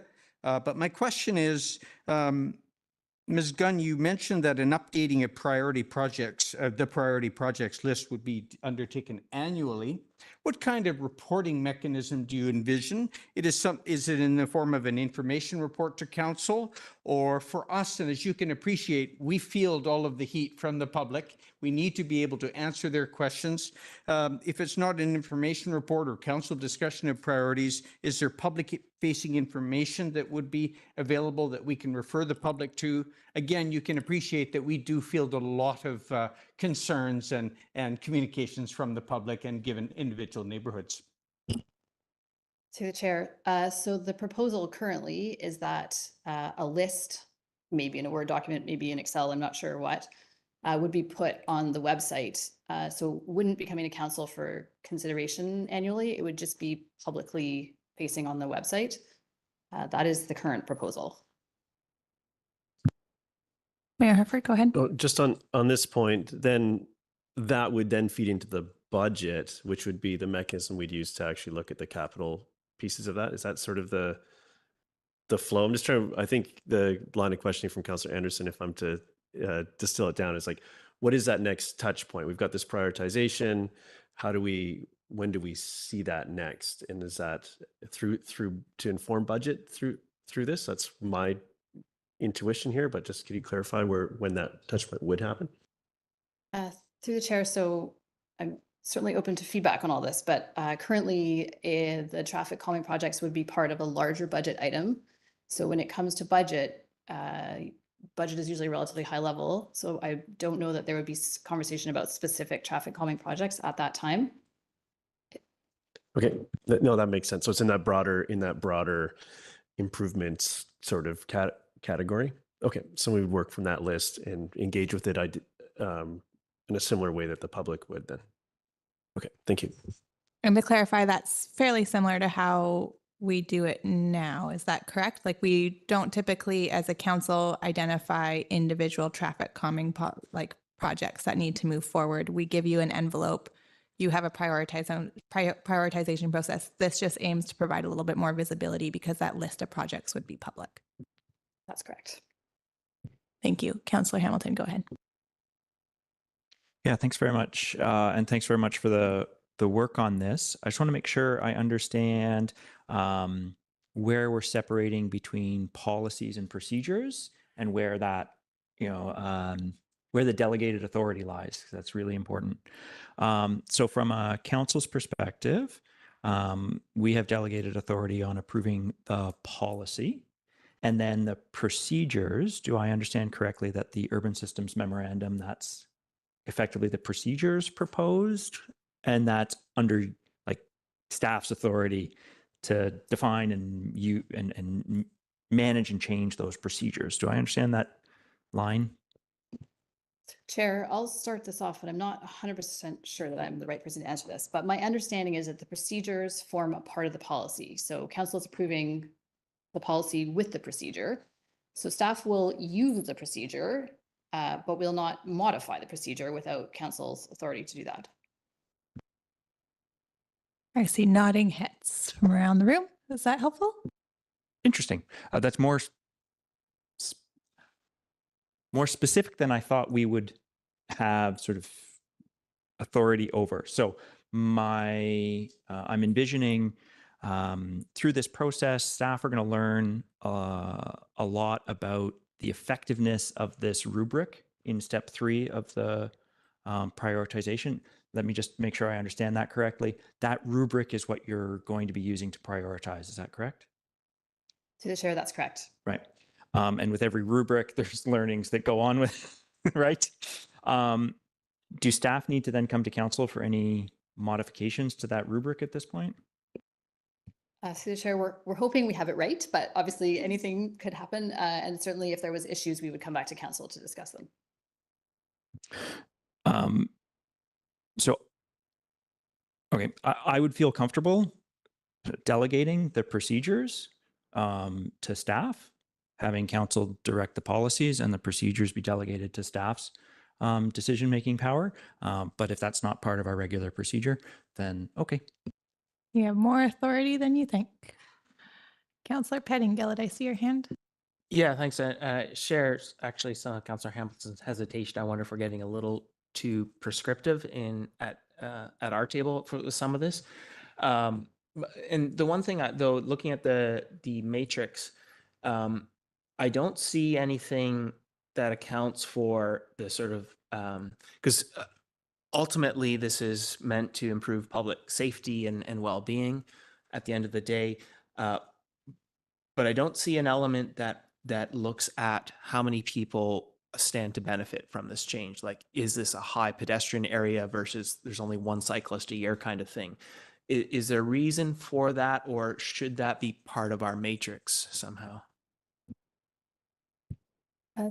Through the chair, there is one item that might speak to that. So step 3, prioritization matrix, the integration with active modes. So 1 point each for each pedestrian generator. And then also a point for locations on bike routes to a maximum of 5 points. That's the last item in the table of the previous report to council for December 10th. Okay, and so we think that's a good proxy for the number of actual people impacted. That was our best effort to do that, yes. And on that, correct me if I'm wrong, but we have limited even like vehicle traffic counters. I don't think we have a number of folks out there that are measuring the number of bicycles that are going past or the number of pedestrians for given intersections. And that would probably be a fairly significant lift to get that level of data. Is that correct? That's correct. So I think that's probably an appropriate proxy. Council, any other questions on the policy as presented? If not, there is a recommendation before us if anybody would like to move it. Moved by Councillor Hamilton, second by Mayor Herford. Any comments?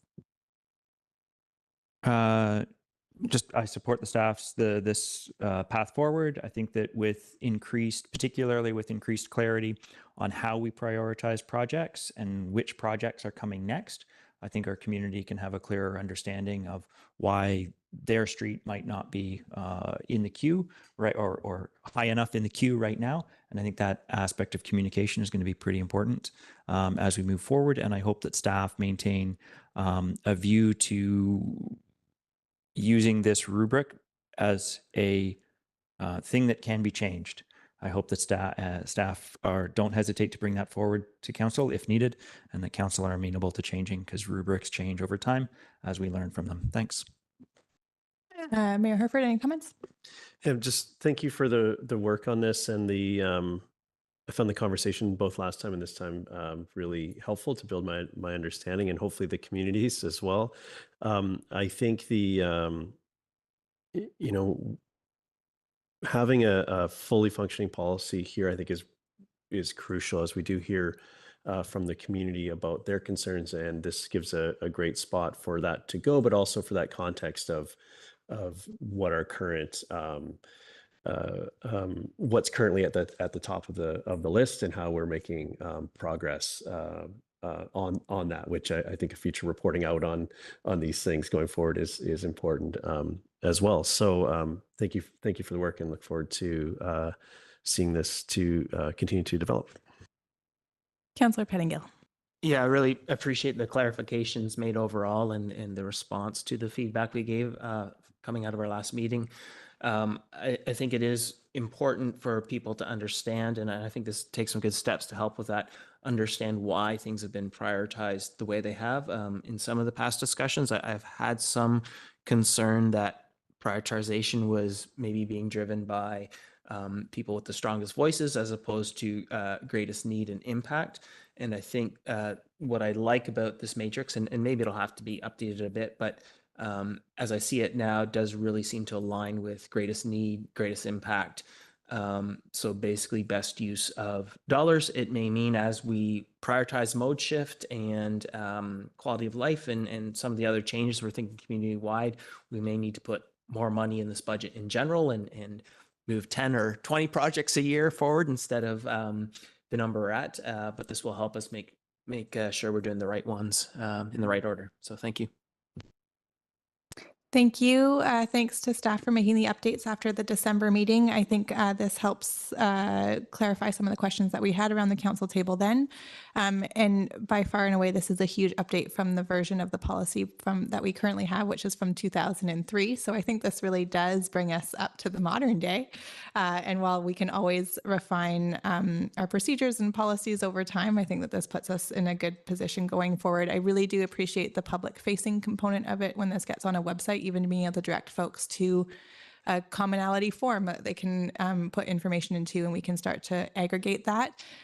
My one request would be that we clarify in the language on the webpage that traffic calming does not equate to speed limit reduction. For me, that's still a really hard one in my brain, that like the traffic calming policy doesn't mean that you can just drop the speed limit signs. I understand that requires additional work to make it happen. It's actually about trying to get cars to drive the speed limit that is posted. But I think as soon as you say traffic calming, the first thing that people think of is reducing speed limits. And so just making that clear in our communications around this is really about changing things on the road to ensure that cars are driving the posted speed limit is the ambition of the traffic calming policy. And other than that, I will call to question. All in favor? Motion passes unanimously. Thank you very much for the work and for your flexibility today. Mayor Herford, go ahead. I'd like to move that we terminate this meeting. Seconded by Councillor Hamilton. Any opposed? Motion carries unanimously. Have a good lunch, everybody. We'll be back at 2 o'clock for our special.